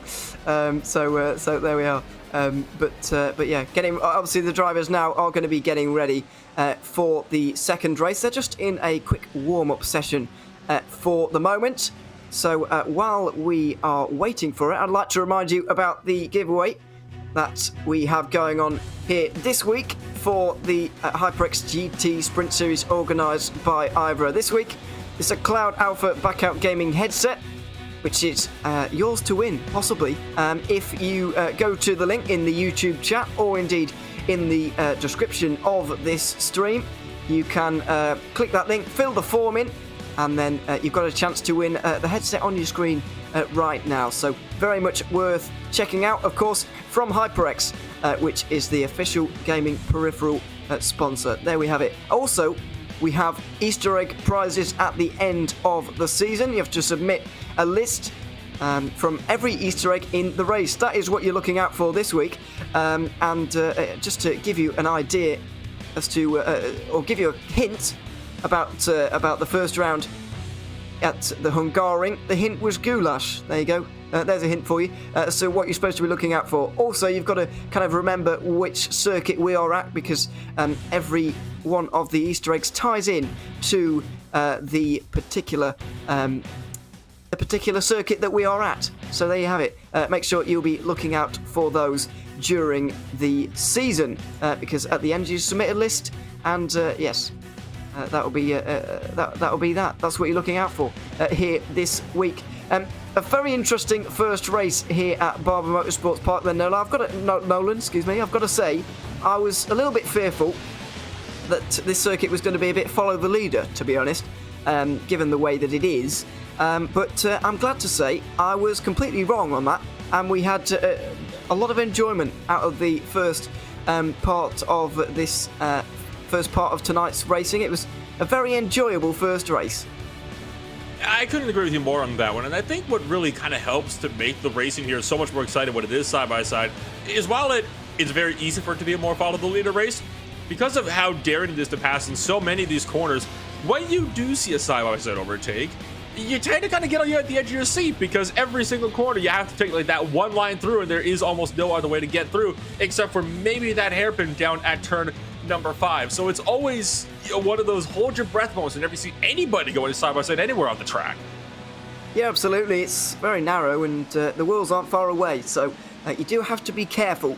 There's no doubt about that. Just over 5 minutes left in warm-up then, and we will be getting ready for the second race. Another hour of racing with the same format in terms of the mandatory pit stop that these guys have to negotiate. However, of course, we've been mentioning it all day, the top 20 will be reversed, and they'll be in stuff like this. This is what the race start was like. It was absolute pandemonium here, Nolan. And That was the Impulse Racing machine that fell so far down the order. Just never really managed to recover from that one. That 256 car just didn't have the best of runs throughout that race. Trying to see if they can improve in race number 2. So much chaos in the opening laps, and this was just like you said, with the grid that was organized the right way around. What about what's going to be like when it's completely inverted? I mean, take a look at this one. 4 wide in ascend all the way down up into the turn number 5. It's going to be just absolute madness on the start. It really is. This is the proper 4 wide that we were looking to see, and that's how Mats Torg Husfeldt got himself out onto the grass and the gravel and had to recover. He did so quite well in the end, actually. Got himself a good performance. This is the World of Sim Racing car of Jorge Lera. I don't know if we saw this first time around, maybe we did, but leaving the pit lane here a little bit late, I think, compared to the rest of the field. As we're looking at looking through some highlights, basically, of the first race. What I was going to point out, though, is that we're seeing all this chaos. There's a bit more. We were seeing all this chaos in midfield. You know, that Ferrari spinning around with the Oblivion Racing team and so on and so forth.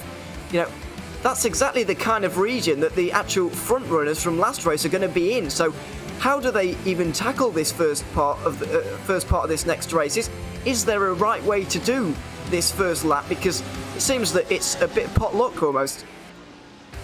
It really does. It makes it such a difficult thing to have to try to manage. And here you can see, speaking of which, that battle with Olympus Esports and the Impulse Racing Lamborghini. I remember, right at the pit window, or we're talking seconds before the pit window opened up, and that Lamborghini was forced into the pit lane by the Olympus Esports Porsche, just carrying too much speed to the final couple of corners. So that's going to be definitely one thing to watch out for in this race if they happen to get awful close to each other again, as there's yet another sight of a BMW just swinging too wide through turn number 5. Such an easy thing to do in so many of these corners, because that's the thing. A lot of the good passing zones on this track, like that hairpin, they're also into downhill braking zones, just to add another little flair into things.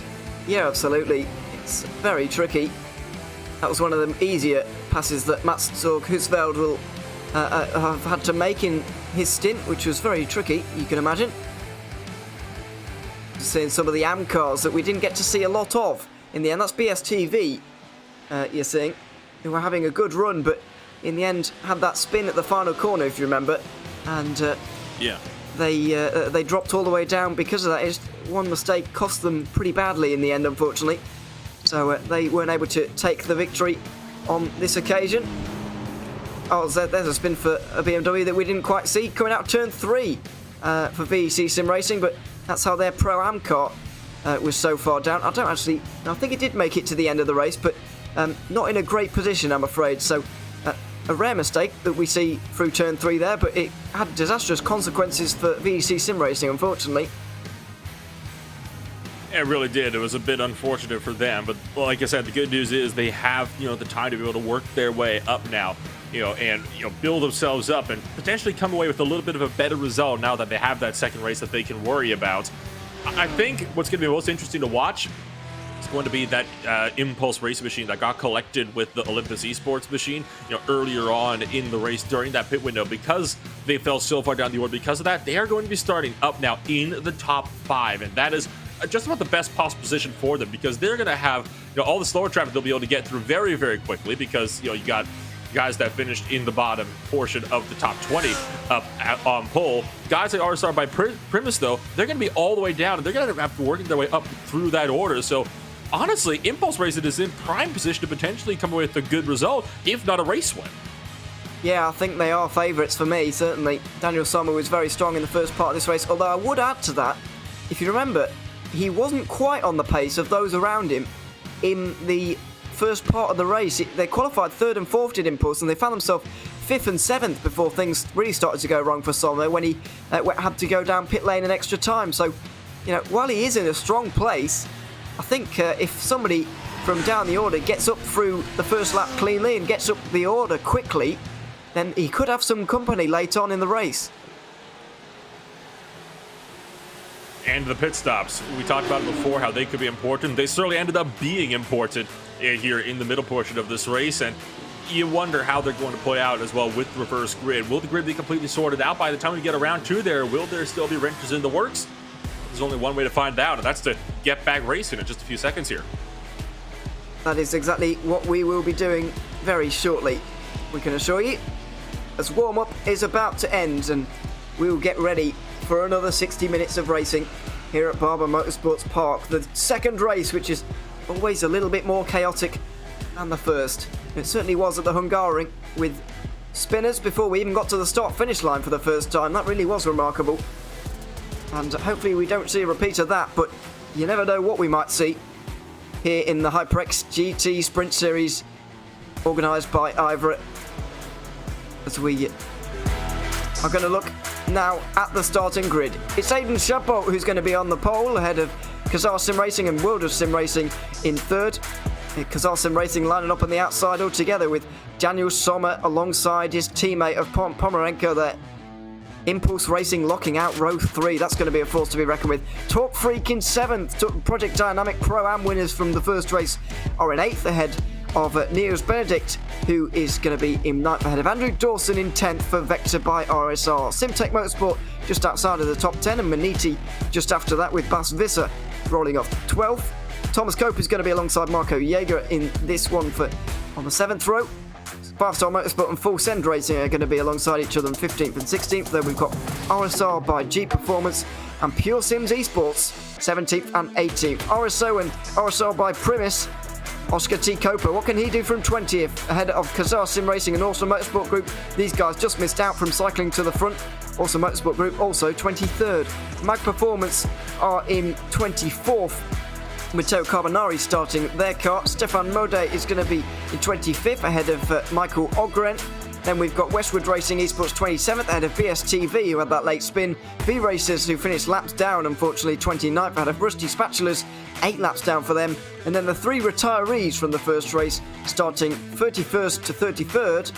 VC Sim Racing, World of Sim Racing, and Oblivion Racing, after having their crash on lap 1.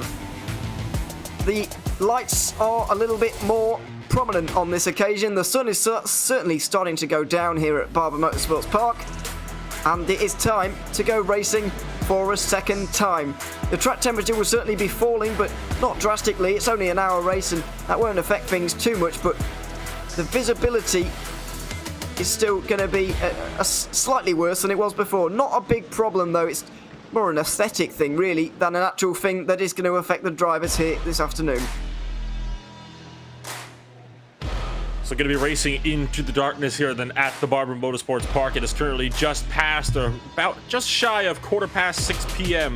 in sim time, but obviously, being October 24th, it is, the sun sets relatively early even over here in Alabama, so it's going to be an interesting case then of how this race could play out. The last one we saw kind of in more daylight conditions, racing into the sunset. This one, though, going to be very, very different as we get set to race into the darkness. And that track temperature will definitely start to cool. Currently just 75 degrees Fahrenheit. Definitely cooler than it was in race 1. Yeah, absolutely. Do have to remind ourselves that we are in October now and the sun is setting very early indeed here at Barber. So it's going to be one of those twilight races. Track cameras provided by Dougie Bird once again, and a big thanks to him because we have some wonderful angles of this great circuit to watch this race, which is going to commence in the next few moments. It's a Porsche lockout on the front row. Interesting to see that it's a bit different on this occasion. How are they going to cope with the opening laps compared to the 2 BMWs who really ran away with the race early on? Are they going to be able to do the same here? With Aiden Chabot in control of the field. The Impulse Racing cars will be ones to watch as well, lining up side by side on row 3 after having troubled first races. But the pace car pulls in and Aiden Chabot takes control of the field. Coming through turn 15, is he going to wait long like Oscar Copra? Is he going to hit the throttle early? It looks like he is going to wait just for the moment. Is anybody going to try and anticipate the jump? No, they aren't. Aiden Chabot in control of the field, and he takes the green flag with a car length lead already for no nonsense racing. From pole to the lead on lap 1, World of Sim Racing trying not to get in everybody's way there, desperately down the inside, but just about everybody. It's a cleaner start than race 1 through turns 1, 2 and 3, but what's it going to be like when we get down to 5? The first real big braking zone and the first tight corner on this racetrack. Oh, there's already chaos. Oh no, Niels Benedict spearing across the racetrack again into the Vector by RSR BMW. The 171 has been hit. The 198 is very damaged as well, you can be sure. Deary me, that is going to take a lot of unpicking, I'm afraid. A lot of cars have been disadvantaged by that. A huge off then for a couple of drivers, and I'm going to be honest, I had the potential to be so much worse. So some good heads-up driving from the field there to be able to properly, get themselves sorted out and, work their way around that huge incident. Only 3 cars totally involved in the big mess. And another big wreck for Impulse Racing. Oh, that's the 256 machine again having troubles here on the start. Oh, and another one. Michael Jaeger is off. The 257 car is going to back it hard to the wall. Oh, Impulse Racing have had a disaster here, I'm afraid. Both their Pro-Am and Pro cars have gone off. The 256 and the 257 both into the wall. Ponomarenko had a great chance for a really good result in this race, but it's not quite turned out like that. What a manic start we have had to this race, with No Nonsense Racing leading this one. Kazara 2 and 3 at the moment. Talk Freak in 4th, Impulse Racing 5th. Now, who of the leaders have got through well here? 5-Star Motorsport in the 5 in 8th place is the best looking car after the opening laps, but unlike what we had at the Hungaroring, none of the leaders have done that great off of the start. RSR by Primus, okay, they're in 10th, but compared to Manity last time, none of them have been able to pick through the chaos quite like we saw 2 weeks ago. And all of this while the battles rage on for drivers further up the grid. Daniel Sommer, thankfully, one of the only Impulse drivers that has managed to kind of weather the storm of that opening lap and been able to keep out of trouble, trying to reel down a Porsche duo just up the road, do battle for 3rd and 4th. It's Isaac Barkler and the Kazar Sim Racing Virgo driver trying to hold off Ronnie Nunez and the Torque Freak Racing Team Speed car just in behind. And they are both getting so tight with each other. They were trying to have a go into turn number 5, but Nunez just wasn't able to capitalize on a proper run as they did a good job on covering him off. And all of this while you've got Daniel Somar looking from behind and trying to make it a move as Barkler goes into the grass on the exit of the final corner. That allows Nunez through. It allows Somar through as well down to turn 1. Sommer it was thinking about 2 for 2 there, but just settled for the 1 on that occasion. Kazar, of course, leading. I think that's the AM category that they are in. They are indeed. So that's a big performance from them, and they are in front of World of Sim Racing, all importantly, in the AM category. Excuse me.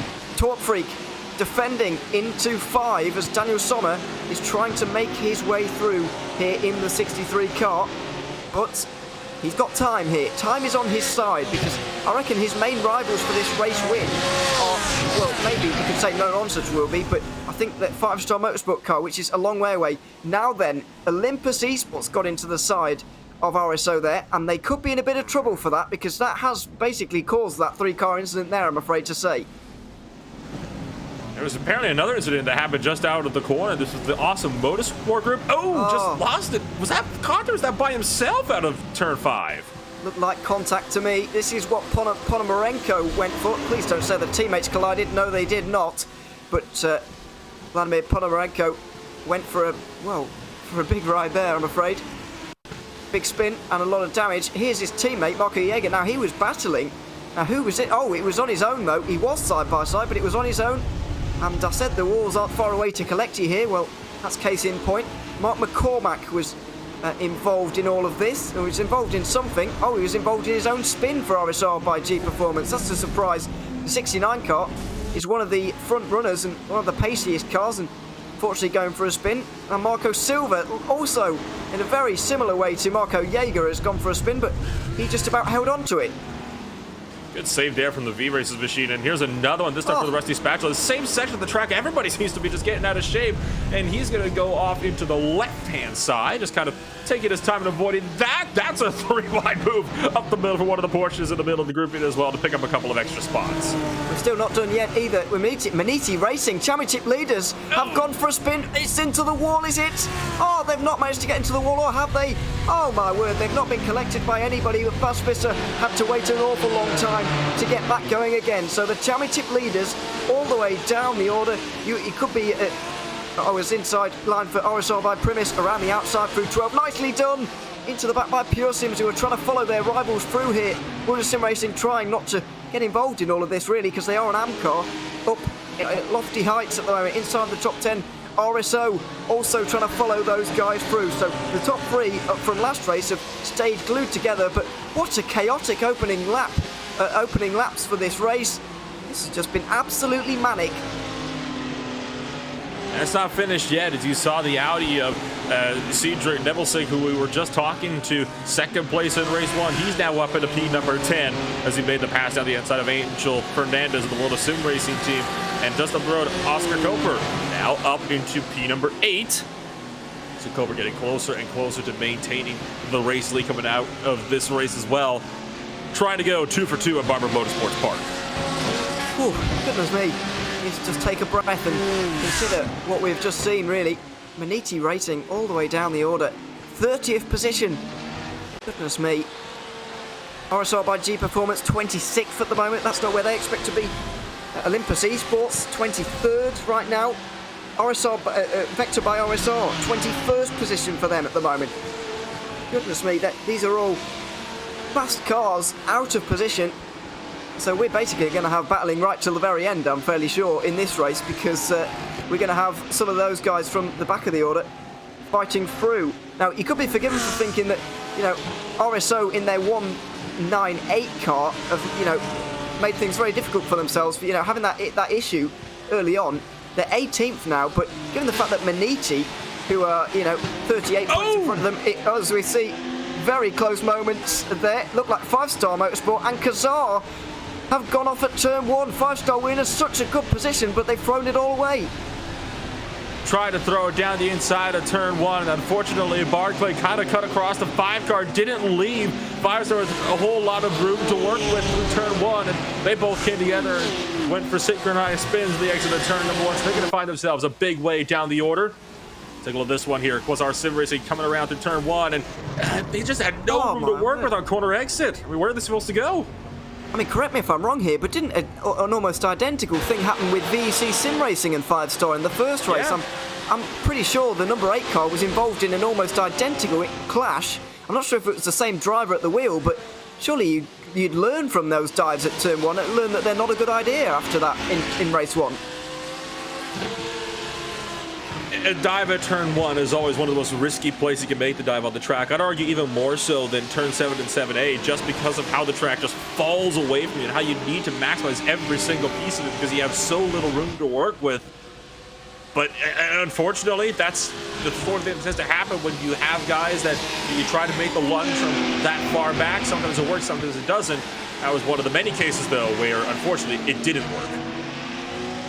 Yeah, unfortunately. The 25 car is a pro car, by the way, so we've got top 4 all covered by the pro category, but Talk Freak definitely look quicker than the 25 at the moment. Although, not going for that dive at turn 5. Time is still on Daniel Sommer's side here, despite the fact that RSR by Primus are now in 6th position. We've got Project Dynamic just in the background there of this shot, and there you can see the leaders coming up onto them. So the 68, 116 and the 197 all closing on Sommer. So while I keep saying, you know, time is on his side, it would be preferable that he gets a move on because, you know, the leaders are starting to come up towards him and his track position and advantage is slowly slipping away now.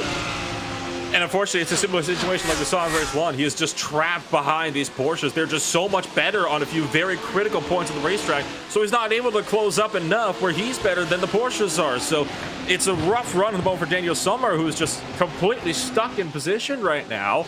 And it is worth noting that all these guys up in front of him, they're also in the pro category. So this is all for actual points on the line. So of course they're not going to just move aside and let him through. Oh yeah, of course. Yeah, but it's up to Sommer to try and make that progress. It's the problem happening again, really. The Porsche through the final corners, it's exceptional, and so it makes things very difficult as Rusty Spatulas, I'm afraid, are not having a perfect day. Finished the first race 8 laps down in 30th position, and This race, I'm afraid, hasn't got off to a good start either, as Niels Benedict is recovering. That rear wing does not look like it's producing much downforce at all, but his car seems to be okay. He gets through on Vector by RSR, who will not be that pleased with him because these two came into contact earlier. Marco Jäger's also had contact with the wall in the past as well. The Simtech Motorsport just up in front of these guys have gone off at some point. Where is it? It looks like just got back on in front of them, but still side by side between the two of them. The 171 looks like he's going to have to hang it around the outside here through 7, which has been done before, but not very often. Marco Jäger tries to capitalise on this, but can't quite for the moment.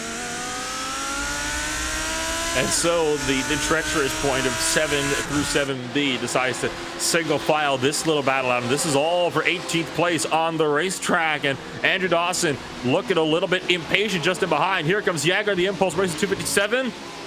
Trying to find the inside line for turns 11 and 12, but still has not been able to quite make that one work. Look at Dawson, though, closing up on the Audi. Thought about the inside for 14, and if he gets much closer to this, he's going to be giving him the bumper. Yeah, absolutely. As RSR by Primus have got through, by the way, and so now we've got Impulse and RSR nearly right together after this. Down into turn 5 they go, a lot more defending, and Sommer's finding this exceptionally difficult to overtake. On the left-hand side of your screen, still side-by-side battling between a couple of Porsches in front of the RSO guys, one of the Kazar Sim Racing cars involved, and 5-Star Motorsport on a recovery in the number 5, trying to do something here. The 171 very late on the brakes, but go too wide there, and finally RSO are able to get through as Marco Jäger tries to capitalise. Jäger, though, forced to tuck back in line, so it'll be up to Andrew Dawson to try to close on up to Niels Benedict and Team RSO. Oh, thought about the inside of 7B, still thinking about going for it, trying to scare, I think, Team RSO a little bit too wide out of the corner, but Team RSO, they held their ground. They didn't let the pressure get to them. Yeah, absolutely. And using that traction, they've been able to just get away for the moment as we go towards 11 and 12. What a great opening to this race it has been. Wonderfully chaotic, you might say, and there's still plenty going on. Oh, what a dive that is! Down the inside for RSO, and it looks like they're going to go through. They do indeed. On that car, the Kazar Sim Racing 27, an AM car that started right up towards the front, trying desperately hard to not get involved in any of this, really, as Marco Jäger goes down the inside of the Vector by RSR. Oh, no! It's gone wrong, and for the second time today, Vector by RSR are picking themselves out of the grass. Oh, you could see that one coming from a mile off. He was nowhere near being fully alongside, just a small little tip, and I'm going to be honest, I think Impulse probably should have backed out of that move. We've seen so many people trying to make passes into turn 1. Only a very small margin, though, actually worked. It was a move that probably could have been saved until later. Possibly, yes, but when you're in a train like this, you can understand also trying to get through as quickly as possible. You can understand both sides of the coin as RSR get through an Impulse. That could be a very important pass made there by the 68 car. An incredible day by Oscar Copra already is turning even more incredible here, as he looks like he might be able to go 2 for 2 if things go his way. 16 positions gained already. He's been making some great progress. Fuel Sims and RSO behind are struggling to stay with him, and Daniel Sommer struggled to hold him back there. And it is such a frantic race as well, all throughout the field. You don't even know where to look at. You got this battle going on for, P3 and 4 at the moment. You've also got, the one down for 10th place down the track that's just traded hands as well as Full Sem moves up another place. I mean, where are you supposed to look? There's just too much going on. And look at RSR trying to throw one down the inside of Torque Free Racing, but the pass goes nowhere. So Daniel Sommer, the Impulse Racing crew, going to be trying to recollect himself and might try to have another go back at Oscar Copra. Pure Sims and RSO have got through on Project Dynamic, by the way, who are playing this perfectly. And if you focus in a little bit more on that 21 car, you start to understand why they're so good in this Pro-Am category.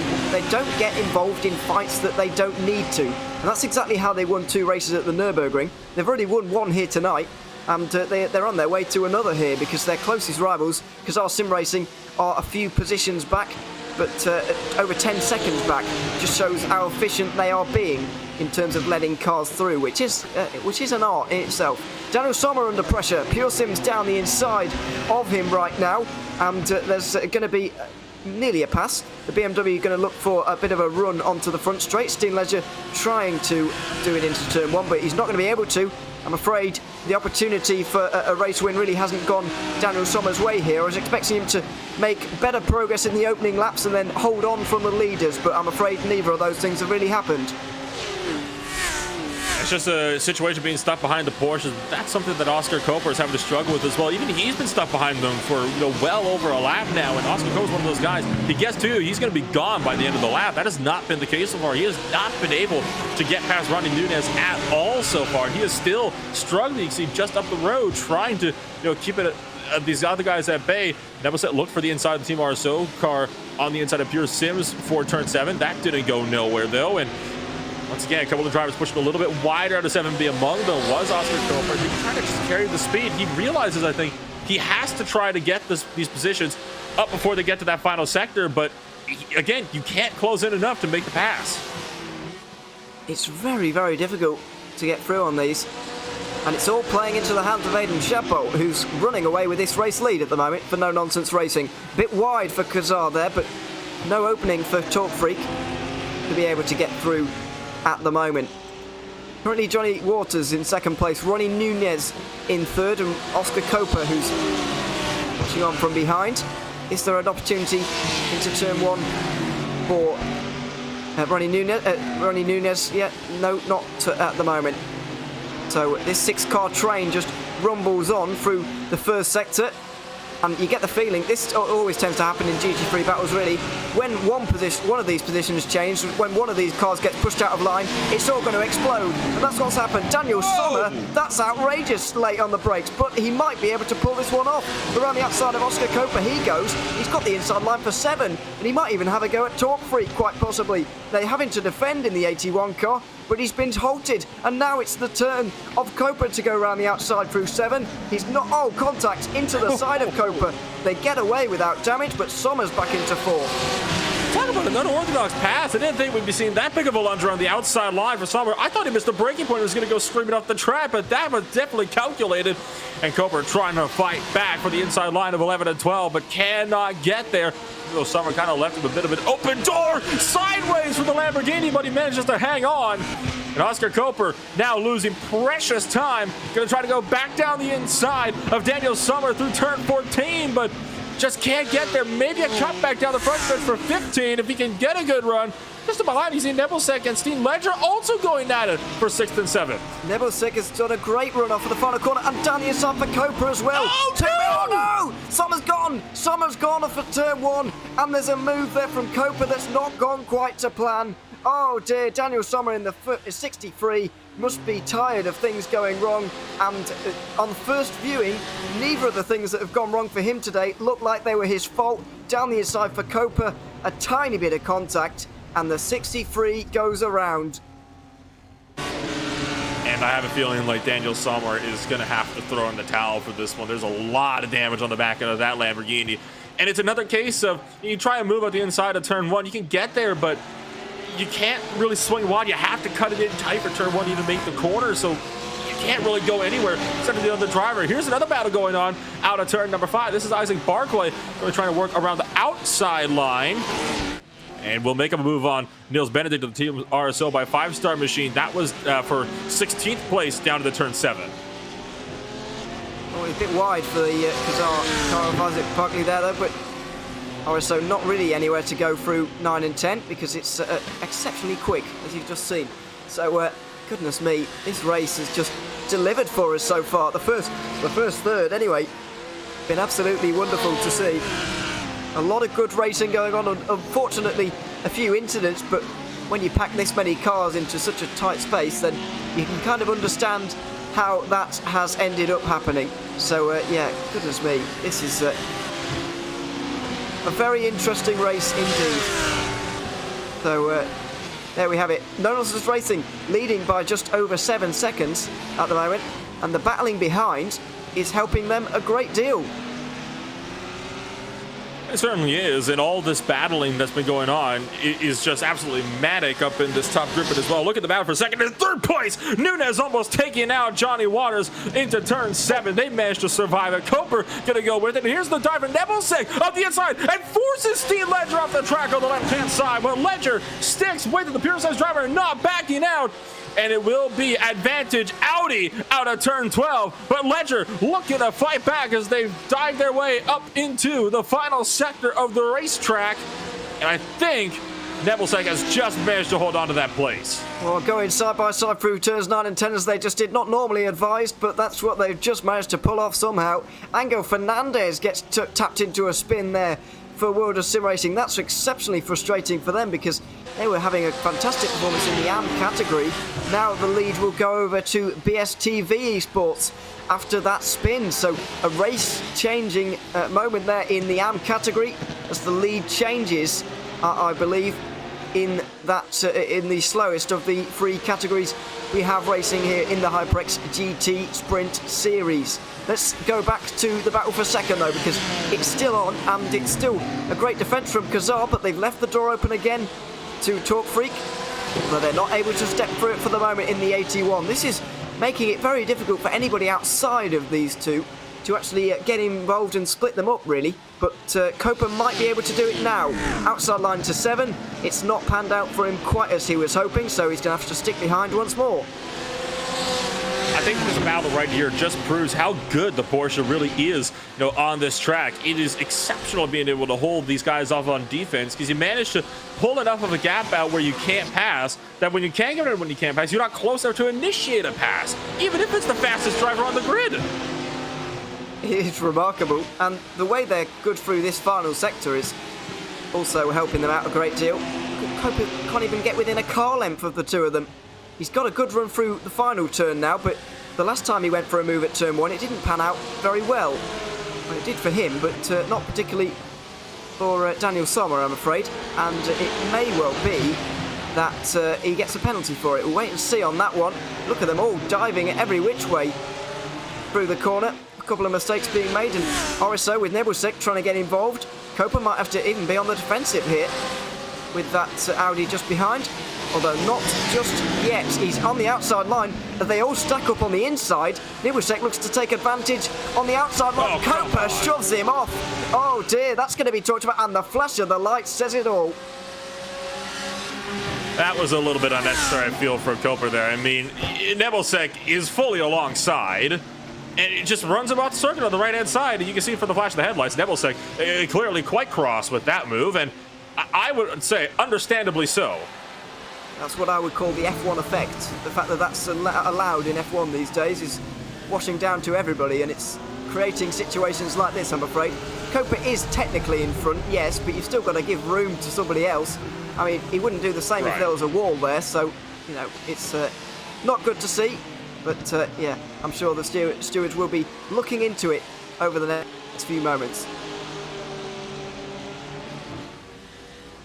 So that's an interesting development in this battle then, as Copra holds on to P4 and is attempting to close up on third place, and they're going to pass through Sommer's headlights once again. Sommer, by the way, still sitting at the entry of turn 1, and here's the move for P2. Nunes up the inside, contact with the other Porsche, shoves Waters off the track. That's going to cause the 25 car to stumble down the timing screens, and now Copra able to make the move around the right-hand side into turn 5, trying to fight the long way around the torque-free racing driver of Ronnie Nunes. Oh, look at Steve Ledger on the inside line. He just got on the curb at the wrong moment, so he wasn't able to capitalise on Copra's poor line there, but goodness me, Kazar Racing and Johnny Waters did a good job to not get into the barriers there, but yeah, that was a little bit of, I think, an unintentional bump and run there from the Talk Freak car. I don't think they were intending to do that at all, but it's just the way things panned out. Now this makes Copra's job a little bit easier. He was finding it very difficult when the pair of them were battling to get involved himself, but now there's only one of them in front of him. He might be able to get amongst it a little bit more.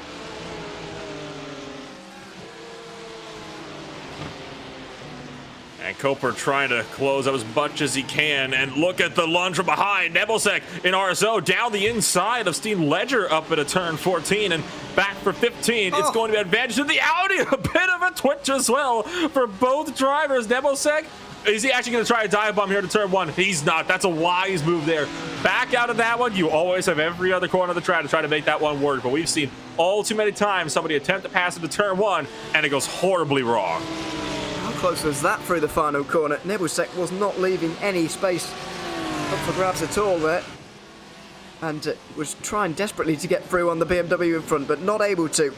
The pressure that has been lifted off of Copra now, due to that, may well allow a move once more, but let's wait and see on that one. Remarkably, the pit window is open, so we've had 25 minutes of this race already, which I'm finding hard to believe, but this adds another dynamic into this race, because I think if Copra just pits on a different lap to the Talk Freak car, then he might be able to jump them. And you wonder if Oscar Copra is going to come in on this first lap to do just that, as Nunez goes a little bit wide at the exit of turn 10 for 11 and 12. It's going to be the key factor here. Does Copra take turn 14, or is he going to go straight on and go into pit road? Take a look at it here. Nunez swinging out wide. Copra stays with the battle. It's Steve Ledger in his own BMW to make the dive down to pit road for the Pure Seams Esports drivers. That could be a mistake by Copra. Let's wait and see if it is, if it turns out to be, because you know, there's going to be a bit of free track space here possibly for Pure Sims, but it depends where they come out, I guess, as well. Let's find out in about 30 seconds time once they have made their pit stop. You certainly get the feeling that Aiden Chapeau is enjoying the fact that the battles behind are going on so fiercely, because he's got nearly a 9-second lead. But if they do get in front of the Talk Freak car, the likes of RSR, RSO, and also Pure Sims, you know, what are they going to be able to do to that gap is the big question with the time remaining. Well, and here's my, thing to that as well. I mean, we know that the RSR by Prince Machine, if he gets out in front, he's going to be gone. But he has not been able to get past P2 in this entire battle yet. First place is also a Porsche. He might not even be able to make that pass if he even gets to him. Yeah, you're right. And he's going to need as much time as possible there, but then time might not be on his side is the point as well there. So anyway, let's wait and see whether RSR follow Pure Sims' lead on the pit stop situation. Wait to see a BMW possibly come down pit lane, maybe even with an Audi in tow. But these are guys who are leaving at the moment. That looks like them three on the left-hand side of your screen right now. So I don't think they've come in on this occasion. It just depends what the lap times are, because Talk Freak aren't driving that slowly, really, when you think about it. 21.4 from them last time around, as there's a couple of cars in the pit lane. RSR now do get through, so they have managed to get past. Finally, now Copra will be able to use some of the clear track space. Nebusek will want to follow him through at this point. Let's see if he can do it. Oh, it's too late on the brakes, and Copra goes wide. He gives him a serve, and there's going to be no love lost between these two now, because they both had a shot at each other. Talk Freak trying to get involved. Three manufacturers, all covered by blankets, going into turn 7. Nebusek is going to try and get out of the way of everything here, because he doesn't want a penalty, presumably, but Copra has finally been able to get through. And the only reason why Copra was able to get past him for, P2 in turn 1 was because Nunez went too wide and went way off the track in turn 1, 4 wheels off, and that allowed Copra to easily pick it up when he ran wide as a result in turn 2. Oh my word, 10 seconds is the leading margin, but RSR now have a chance to get away from the rest of the field. Let's see, Nebusek is in, and I was expecting that, because Pure Sims are out there gaining time. Now this is going to be our first indication of how much that is actually gaining the 116 here of Eric Grove, who's now got into that car. RSO was just behind Steve Ledger as it was when he came into the pit lane. But what is that going to be? But, I doubt he's going to be right on the tail of Eric Grove when he comes out the pit lane, put it that way, because the battle that they've been having was, fierce. So that was like out Robin Haas in the Team RSL 197. We'll have to see what Robin Haas will be able to do. They managed to pick up that P2 finish, remember, over in race number 1. You wonder if they'll be able to do similar in race number 2. They are going to be, somewhere down the order. They were kind of sitting around 4th place by the time they came in the first time around.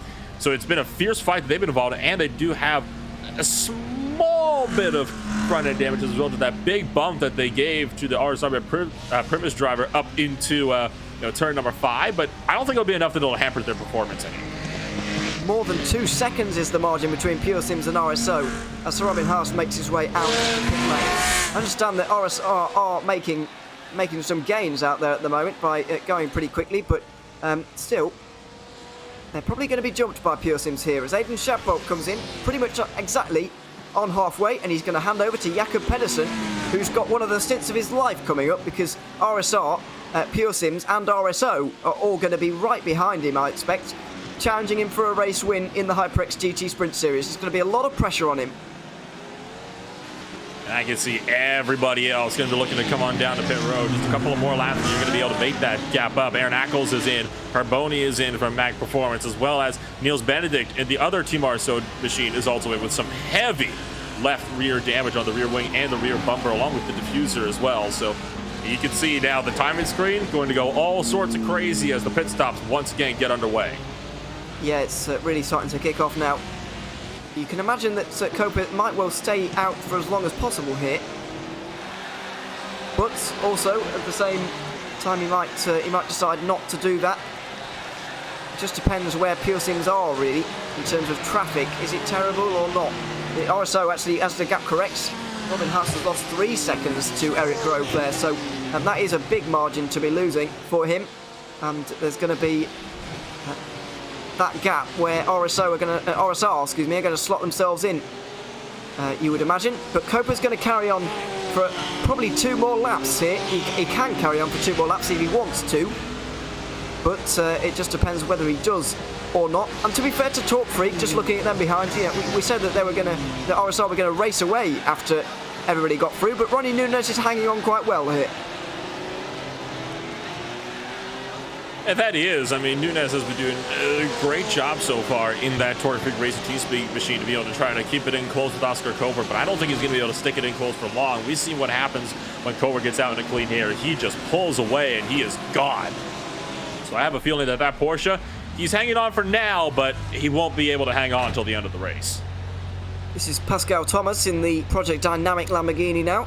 A wonderful setup on the dashboard and the steering wheel of this Lamborghini, wonderfully detailed in iRacing and quite colourful as well, it's safe to say, as nightfall is really setting in here at Barber Motorsports Park. He finally leaves his pit box and will be retaking the Pro-Am lead when it all cycles out once again. So 4 out of 4 on the cards for Project Dynamic if they are able to keep things nice and on the black stuff at least, as into the pit lane comes BSTV Esports from the AM category, and also RSR are into the pit lane as well right now. So a very important moment coming up for Oscar Copra. Where is he going to come out? There's only one way to wait and see, and well, it's going to be decided here in about the next minute or so. If Oscar Copra can make it out in time, that'll be very, very critical for him, but I have a feeling it might be a bit much for him to be able to come out where he is. But ET Racing in their Audi is coming in just in behind him, which is obviously good news for one more driver. Westwood Racing Esports stays out for one, and Copra still sitting in his pit box, and you see steadily losing time. Spatulas goes through as well. We are waiting for the No Nonsense crew as well to see what they'll be able to do, and out of pit road comes RSR by Primus. Yes, they do indeed. The No Nonsense Racing car retakes the lead as expected. Pure Sims, there they go on the right hand side. There is the Pure Sims BMW. Where are RSO? Not gaining any time at all on them really. Robin Haas there, so it's between those 2 BMWs. We saw Eric Grove versus Oscar Copra in the first half of race 1. In the second half of race 2, it's going to be a rematch between the 2 of them. But for what position is it going to be? They're only 4.5 seconds behind Jakob Pedersen in the No Nonsense Racing car. It would be a huge job for the number 20 to hold them both off. You can take a look at some of the other battles as well. This is the Rusty Spatulas GT3 machine, one of the only drivers that is yet to come on down, just hanging in behind the Team Oblivion Ferrari just up the road. And a little ways further behind them, you got the Westwood Racing Esports Audi also in the mix of this as well. And expect for the Rusty Spatulas GT3 to come in this time by. In fact, he does, as does the Audi. Anybody that has not come into pit yet has to be in within the next 20 seconds or they'll face penalties. Into the pit lane comes everybody who has not been so far, because you'll run out of time in 10 seconds, and there we have it. The pit window is about to expire. David Barraclough could have a battle on his hands as he comes out of the pit lane here. I think he'll be pretty much side by side with RSO when all this shakes out, but let's see. Through, where's the Audi on the left-hand side of your screen? Looking for it now. I don't think they were able to get, nowhere near to get him through. Barraclough was actually very close to RSR there, but not quite able to challenge the two leaders. So Talk Freak, 4th place for them at the moment. RSO in 5th. It's down to Robin Haas now to maybe close in on the 81 and get through, but this Porsche has shown itself to not be a slow car by any stretch of the imagination, so it's going to be difficult. That certainly will. So Barraclough has got his work cut out for him as he tries to run down Oscar Copra just up the road. I have a feeling, though, if Oscar Copra gets into battle with Eric Grove here in the Pearson's Esports machine, he actually might be able to potentially have a run at the podium finish yet here in race 2. You never know. 3 seconds is the leading margin there with 24 minutes to go. Let's have a quick run through of the top 10, because it's been an absolutely crazy opening to this race, and I'm barely caught up with everything that's going on. So No Nonsense Racing are leading ahead of Pure Sims, Esports, then RSR by Primis. Talk Freak Racing in 4th ahead of Team RSO in their 197. Project Dynamic, the first of the Pro-Am cars, is in 6th position. Then we've got Kazar Sim Racing in 7th. 5-Star Motorsport, who had that spin at turn 1, in 8th. Full Send Racing in 9th. And Simtech Motorsport looking like another top 10 for them, because they, after all, did finish in 10th position in their first race. The biggest mover and shaker, RSR by Primis.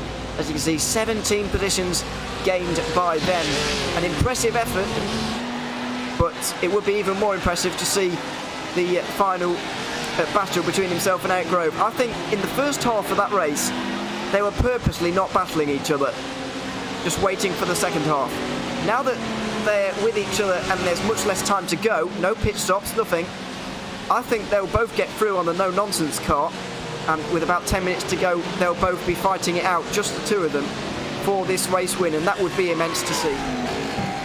It would be certainly something to say at the very least. I mean, you've got the No Nonsense car still in the race lead, no surprise there, but the gap is down for about 9 seconds, where it was earlier, down to just actually 2.5 seconds now. So you never know quite what could end up happening here. It's still a long ways to go for sure as we watch the battle for 11th place. Also looking to pick on up the RSR by G Performance machine driven by Mark McCormack. Looking left, looking right on Garrett Thompson's Kazar Sim Racing Leo machine as well. And any second now, Ricardo's going to try to throw one up the inside. Will be a turn 20. Oh, tips him around. And the 26 car takes a slide. Oh, he doesn't know when to go as well, because it's a very awkward position to be in. But the 26 car drops all the way down here. A battling pair of cars coming through as well. Down the side goes the awesome Motorsport Group 72 car, and one of the BMWs battling with them as well. Nearly 3 wide coming down towards turn 1 here. As we go through the sweeper, the left-hander, and oh dear, that was very disappointing to see. Very unfortunate for Kazar Sim Racing, who are having a fantastic race, but gets spun around. Just a misjudgment by the looks of things, and here it is. How many times have we seen this so far today in this section of the racetrack? It happened to a Lamborghini with a Porsche earlier on. This time it's a BMW on a Porsche. So I didn't think it would be another case of, a BMW try to overtake a Porsche, because the Porsche have been historically so strong, through that portion of the racetrack so far today. But that is obviously going to put Garrett Thompson well down the order. So BSTV Esports in the BMW trying to work up, and it's another hit as Rusty Spatchers, you saw it as well, went right into the back of him. Yeah, they did indeed, and now they're on the outside of them, nearly. So there we have it. Oh, No Nonsense Racing, what's happened to them? They've dropped down into... I'm not sure if they've actually dropped down or whether... Oh, they have! A spin for the race leaders! Oh, and no. Damage! Big damage! Oh no, for Jakob Pedersen! After leading for so long, the number 20 No Nonsense Racing car had a win on the cards. A chance at least at a win. And it's all fallen apart for Pedersen. All on his own. He hits the wall hard there. Oh my goodness, that's a sickening impact. And that is effectively race over then for No Nonsense Racing. So now, this is the battle for the race win, potentially, with about 4.3 seconds back to just the next closest fight for the top two. Your Sims Esports now is the fight of their lives ahead of them as RSR by Primus tries to close the gap. 20 minutes remain here in this race. We are on lap number, I'm just about to start lap number 30 in this race. There's still a third of the way to go in this one. In Pure Sims and RSR by Primus. Now, how long does Oscar Copra wait here? Let's have another look. This is going to be quite a wild ride with Jakob Pedersen of No Nonsense Racing. Oh dear. Nothing he can do about it. No, just on the grass and straight into the wall. You're about to see here as well, we saw it with the off-board shot, how damaged that car was. There was no way he was going to get that back to the pit lane either. There was severely bent suspension going on everywhere, but it's allowed these two to step into the void, and now we'll come to the fore. Let's see how this battle pans out. Now, if you're Oscar Copra, you're on the back of the Pure Sims car. You know, is he going to be waiting 10 minutes or so for them to pull a gap on the rest before attacking the Pure Sims BMW, or is he going to be going for this straight away? You're in the final third of the race, so I would say you have to make this move when you can. It's such a difficult track to pass on. You see the door open, you got to just jump on it. You can't allow that door to be shut because you don't know if it's ever going to open up again. And Copra wide through turn 12. Look at how much time he loses through this third set of the racetrack. Gap goes from 3/10 all the way up to 6. Yeah, it's a costly mistake, but he'll be able to close that one in once again. At least he's kept it on the road, I guess is the point there. But half a second is the margin between the two. Manity Racing, by the way, a great recovery from those guys. Mag Performance have made a small mistake there, which has allowed them into 11th. But after seeing them down in 30th after the opening laps, a great recovery for the championship leaders. And after all of that, they might end up picking up some semblance of solid points.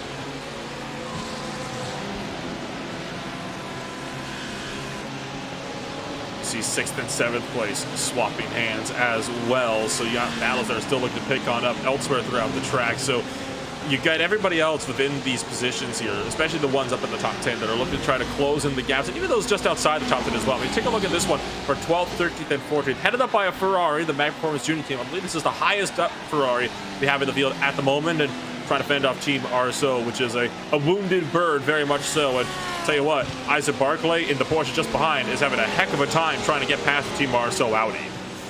Yeah, absolutely. Mats Husfeld, who's driving the 198 at the moment. If you remember on lap 1, coming down in towards this corner right here, he was going in backwards and into the side of the Vector by RSR BMW. That's exactly how he's got the rear wing damage. An incident that also involved Olympus Esports. As we go on board with Isaac Barkley for a driver's eye view with the Kazar Sim Racing car. After all, this isn't going to matter too much because he is, I think this is an AM car actually, and they're currently leading that category. This is a Pro-Am and a Pro car up in front, so there's a couple of cars, none of these positions are actually going to matter for points-wise, but they are going to want to get through and start moving on forward because both of these guys behind the Ferrari look actually a bit quicker right now. But from the looks of things, the 111 in this battle here, the Mag Performance is a Pro-Am driver, and then of course you've got, like you said, the 27 machine, which is an amateur driver, and then of course the Pro driver, which is the Audi, right in the sandwich, kind of in the meat. So neither of these drivers technically battling for points. They're just battling for overall position, which would, in this case, would only be good for bragging rights. And because they're getting so close, don't look down, but look at the margins by Awesome Motorsport machine of Stefan Schella in the 72 car, starting to close in this gap as well. Oh, we're going to have one on the inside of turn 5. Awesome Motorsport Group going for quite a dive. I'm not entirely sure that was intentional, but they've gone for it anyway, and they've got the move done. Because our Sim Racing, seeing that caution was definitely the better weapon there, and just decided to back off because that was very, very late. And as I mentioned, not convinced that was intentional. The way it just looked to the left side immediately and was kind of twitching around in the brakes, I would say definitely not intentional. But I mean, hey, if it works, it works. It's a spot nonetheless. Yeah, they all count. And yeah, it's a good move. 15 minutes to go then. A quarter of this race remaining on the clock. Just a reminder quickly before we really get into the final few moments of this race of the Easter egg that you are looking for here this afternoon. There it is. Looking for that somewhere around on the stream here tonight. And at the end of the season, you'll be able to fill in all of the Easter eggs from all 6 of the rounds running up on towards the new year. And yeah, it's so there you are. Be looking out for that. Also, the clue and the what it is ties into where we are. It ties into which circuit that we are. So have a think about that one at home while we're enjoying this race at the moment. Mats Thor Husfeldt on the defensive from also Motorsport Group, who are starting to march their way through the field, and this all of a sudden is a fight that will matter in terms of the points. 13th overall and roughly a top 10, I think, in the pro category, if not 11th position. So certainly around that, and these positions worth about 4 points, so certainly worth having. So now that Audi actually does have to start working. Now I can tell you right now, you can see Husfeldt trying to work up the inside of the Ferrari, but too wide through 11, and almost contact, might have been contact, and Husfeldt bails out, vaulting up and over the grass, heads up, comes back on, nearly wipes out everybody in the train, and loops it around. It all falls apart for the 198. Husfeldt is in a very precarious situation because he can't quite see where, oh no, there's somebody coming and he's just about able to get out of the way. He gets a hit there from the Awesome Motorsport group car and just about manages to keep it out of the cars who were still racing out there, but unfortunately goes for a spin. That could have ended a lot worse, and that's the second time this race this car has spent out of control going towards other competitors, and not by any fault of their own, I wouldn't have said. So it's a completely hectic battle there, and that's going to see that 4-car train definitely falling apart. As it's hard to kind of understand, what's been going on so far throughout this race. I mean, it has just been complete hectic pandemonium everywhere you look on the track. But take a look at this fight here. This is now just coming across the start-finish line now, and I believe this is actually the battle for the race lead between first and second place. And then you've got 24th and 25th lap cars just in behind them. But Oscar Copra has steadily been trying to close in Eric Grove ever since he lost a few tenths by going a bit wide there. I think it was turn 12 several laps ago. That gap now down to 0.3 of a second though, and with 13 or 12 and a half minutes still left on the clock, that's still plenty of time to have a good dive for the race lead. Yeah, there absolutely is. There's still a long way to go in this race. I think nearly 10 laps. I think there might be 9 laps remaining, or 8, certainly around there. And that is, even if you only get one opportunity a lap, or you only consider one particular corner as an overtaking opportunity, still 8 chances or so for Copra to go for this. So let's wait and see if he can give it a go. The gap back to those behind is over 8 seconds now, and I think there was probably a good idea in the end or at least that there's kind of a benefit to the fact that Copra has been a few car lengths behind for the last few laps, closing this margin, because it has allowed both of them to drive away from the rest of the field. So I think unless there is an actual incident between the two, I don't think battling will actually allow RSO or Torque Freak back into the fray. I'd be very surprised if it did, to be completely honest. But you got 11 and a half laps to go, and you got 9 seconds. They would have to be, 9 laps to go. They would have to be about a second a lap quicker than these top two if they want to try to work their way up there. And even battling side by side, you're not going to be half a second a lap, or a second a lap quicker. So I have a feeling that, like you said, unless these two actually have some sort of major incident, they're going to be safe to battle it out as hard as they want to their heart's content for a race win. Yeah, Pure Sims, after finishing 3rd in the first race here tonight, he's certainly got a chance of picking up some more valuable points. And I think overall, they're going to be certainly looking fairly nice for a possibly championship lead, considering the points they will have gained on Manity today. RSR by Primus unfortunately only scored 64 points in the first round, so that's put them 136 adrift already, but obviously a 200 today would be very useful, or indeed a 190 if they could pick up a first and a second. Let's wait and see on that one, but yeah, certainly it's going to be Pure Sims versus RSR towards the end, and a good championship fight all the way to the end of this season. It's been a wonderful first 4 races of the HyperX GT Sprint Series here in the fall season, and yeah, thoroughly enjoyable. But it's all going to come to a dramatic conclusion now. It's very hard to see these two just following each other to the line. There's going to be at least an attempt by Copra, but where is it going to come? For the moment, the pressure has not really allowed for any kind of opening to present itself, and I'm not noticing any particular corner where Copra is most likely to go through here as he makes a slight mistake out of turn 5. I was about to mention, you know, he's got to close up that gap first, even when you're about 4 tenths back. We've seen it before. That is not enough time to be able to just, you know, work your way up and try to take a lead away. Here's a battle, though, for 3rd and 4th. This is coming on up to turn 7. The Audi trying to go a long way around. Oh, that's going to be a slowdown penalty. No question about that. We're going to have to give that place back. The third place driver. Oh, they're going to make contact, though, still out of turn number 7B. They survive it as Robin Haas has got to back off with the RSO car. That was 4 wheels into the grass on the left side of 7A. No question about it. He's going to have to give that penalty up for sure. It looks like he may have already done just that as Baraclau back up into 3rd place, but that got a bit hairy for a minute. He did indeed. He's gone very deep into 13 and 14 as well, but he's drifted it through and too much. He's gone too much. Talk Freak have gone wide and gone around. Oh, goodness me. David Baraclough just overdoes it. And here come the rest. Project Dynamic might come into your shot in a few moments' time. They were just about coming through there, and he could be under pressure for 4th if he's not careful, as Johnny Waters is getting his ears boxed a little bit by Simtech Motorsport on their debut, getting through. RSR by G Performance follow them through as well. So lots of positional changes happening here in the final 10 minutes.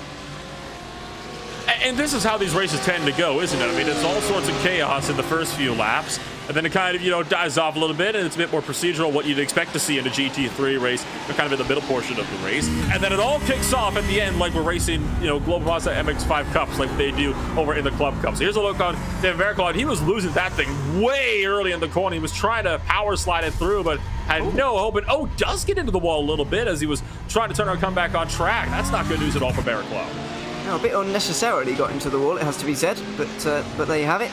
He's got a 2-second, 3-second advantage over Project Dynamic, and then a little bit further over 5-Star Motorsport, so he's looking okay to finish 4th, but obviously he could have maybe got a podium out of that if he'd have held on. But Robin Haas is in that position now, and so he will be taking home RSO's third place of the season. The 198 got 2 of them last time around at the Hungaroring. It was a 2nd place for the 197, a slight improvement in the last race, and they're back to their old ways in 3rd again. So solid points being picked up, a 2nd and a 3rd, but unfortunately it's with the wrong car really, because the 69 car's gone way off there, and they're going to lose out to Kazan, maybe even Manity. There goes the Audi, and through they go into the top 10. A fantastic recovery from the number 8 car, but a bit of a silly mistake there by RSR. McCormick tried to maybe have a go on the outside of the Audi, tried to carry more speed, and unfortunately just went too wide, got 2 wheels up in the grass, and from there just could not turn into the rest of the corner. So that says McCormick falling down out of the top 10 as a result. You see the battle for 17th still looking to come up as well between Westwood Racing Esports and as well as at the number 151 of the World of Sim Racing team, driven by Alvaro Martinez del Olmo as well in the middle of the field. Absolutely. This is the World of Sim Racing car that's been in the wars today as well, as of all of these cars, really. Let's face it. Meanwhile, at front of the field, the gap's now 2.5 seconds. Surely there has been a mistake somewhere from Oscar Copra, and all of a sudden with 6 minutes to go, it's looking unlikely that he's going to be able to win this race. It'd be a surprise. This gap's creeping up to nearly 3 seconds. I'm not entirely sure what's happened to the BMW driver, but the gap is now a very large one, I have to say, for the talent which we have and how evenly matched they are. I think he was just pushing a little bit too hard in these final laps. I mean, you already saw it right there. He was going off track quite frequently, actually, in the later portions. Not, fully off track. He was like kind of skirting around with the grass a little bit on the exit of some of these corners. I think just trying to close up on lost time, and unfortunately, he just kind of ran out of time to work with up in that battle for the lead. And a couple of those mistakes here, now 2.5 seconds back, and with 5 minutes and an estimated 5 laps to go as well, the likelihood he closes up in that gap again is slim to none. Here's the RSO 198 that's been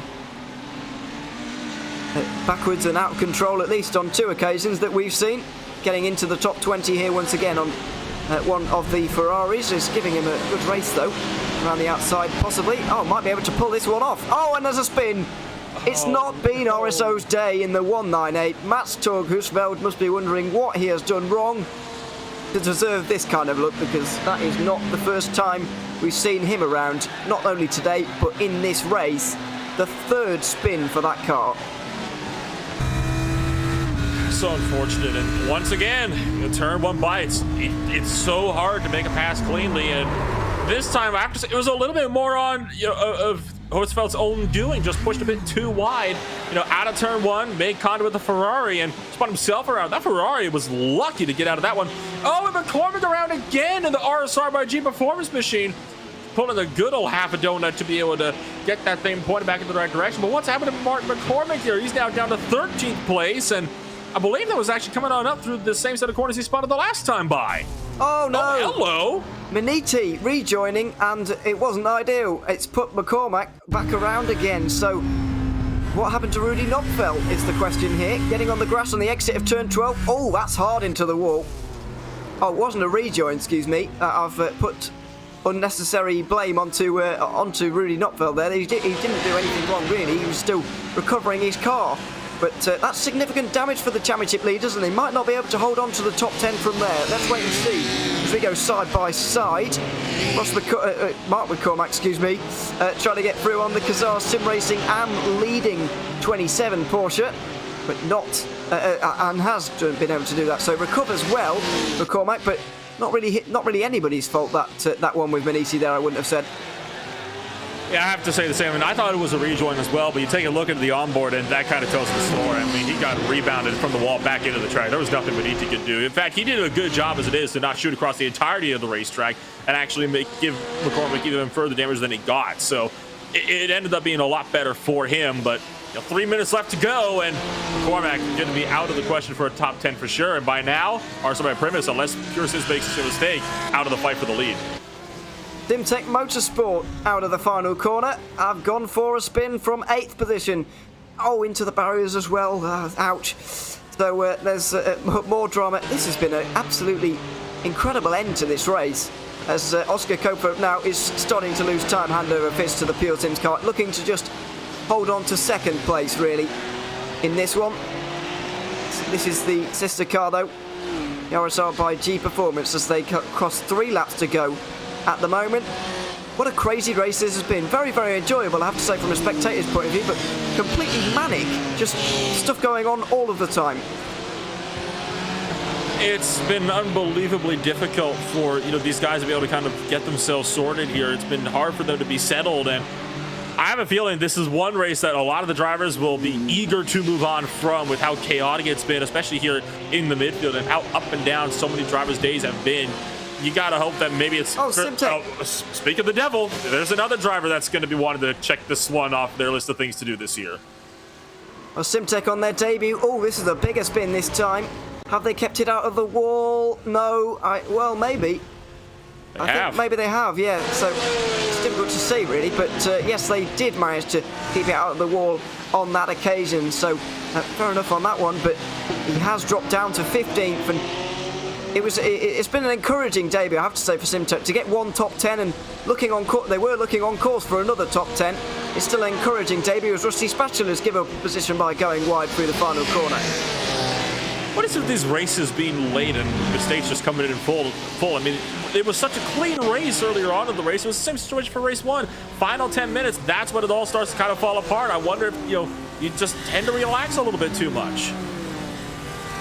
White flag, I believe, is in the air at the moment, with Pure Sims Esports leading. Goodness me, it gets very dark when the cars aren't around us, doesn't it? There we are, over looking from the starter's tower, or whatever you call it, as we go through turn 3 with one of the BMWs. the Pure Sims BMW no less, as they are on course to take their first race victory of the season. And for the first time in the 2 rounds we've had so far, we've not had a repeat winner. The RSR by Primus not able to go 2 for 2, but are able to get a 1 and 2, which is going to be a sizable amount of points and also a very encouraging day for them in terms of this championship. It certainly will. I mean, this has all gone Eric Grove's way. They managed to kind of pull one out over RSR by Primus on the pit stop windows here in race number 2, and because RSR was not able to get back past them, this is going to give an easy win to Eric Grove and the Pure Sims Esports crew, so long as he doesn't make any further mistakes through these last couple of corners. Through 11 and 12 for the final time. It's such a difficult circuit, but Pure Sims Esports have managed to negotiate it here this afternoon. A great drive from Eric Grove and Steen Ledger as they come round the final corner to win race 2 at Barber Motorsports Park. It's the 4th race of the HyperX GT Sprint Series, and it goes to the number 116.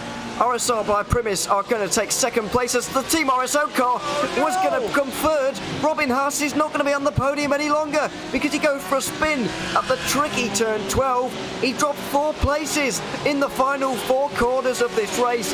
David Baraclop is going to get a podium for Torque Freak. Project Dynamic from Pro-Am, after not making a mistake all race, are going to come home 4th overall. A great result for them. 5-Star Motorsport in 5th. Just as an underlining the drama that we have had today, Robin Haas in the very dying moments throws away a podium. And all by himself too. You'll take a look at it here, up and over the curbs, and nobody even close to help out with this one. Just took too much curb in the Audi. It sends off. Oh, hello, some Porsche went off with him as well, but that was an interesting spin then on the final lap of the race. Oh, dearie me. There's Rusty Patton going across the line in the Pro-Am category as all of these guys complete the race right now. A very chaotic race, it has to be said. 5 drivers not making it, 5 teams not making it to the end. Vector by RSR did actually get to the end eventually, but after a long time in the pit lane, so they pick up the lower end of the points. But this championship is going to have been really turned around by all of the incidents and accidents that we have had today and all of the drama that we have had as well. It's been wonderful to watch, and yeah, a thoroughly enjoyable afternoon here at Barber Motorsports Park in the HyperX GT Sprint Series. Round 2 of the fall season for IVRA competition in 2021. Let's have a look at your race results after a really chaotic 2nd round here at Barber. Pure Sims Esports hold off RSR by 2.5 seconds, and Torque Freak with the surprise podium, as you've just seen. Project Dynamic, the Pro-Am winners, in 4th ahead of 5-Star Motorsport. Full Send Racing also capitalised on RSO's spin to finish 6th. Kazar Sim Racing were next ahead of championship leaders Manity in 9th. Also Motorsport Group with a great recovery after starting the first race outside the top 30, top 10 by the end of the day.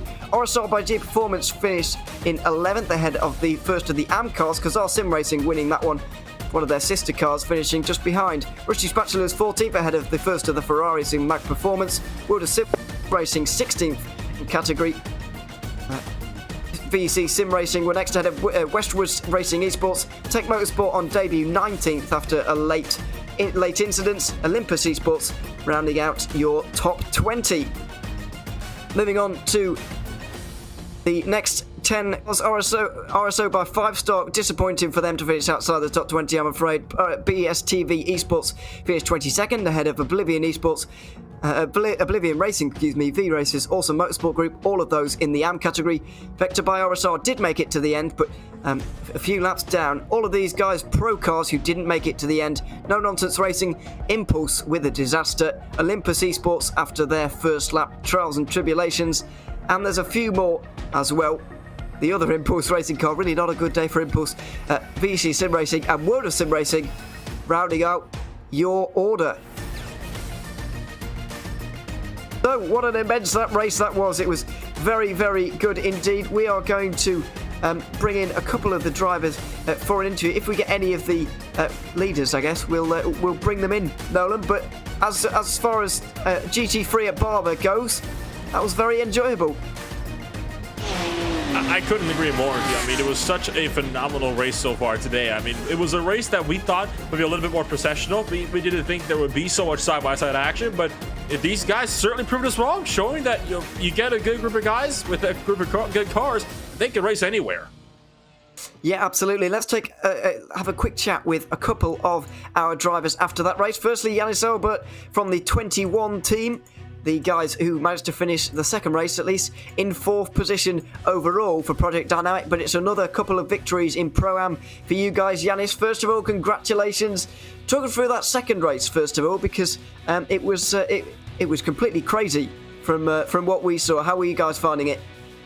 Hi guys, so the second race was unexpectedly very dark. We didn't practice at all for that. Plus, we had not really good lights on the car, so I don't know why, but it was quite hard to see. So, yeah, it was very hard, but still, we nearly made no mistakes, just some minor mistakes, which results us in extending the championship lead. Talk us through what it's like being in the Pro-Am category, because after all, the points are kind of assigned based on category, not overall positions. You spent most of your time as part of, the pro battles that we saw going on. What's it like being a Pro-Am car? Is there a lot of staying out of trouble for you, or are you battling with the pro cars, or are you trying to stay out of their way?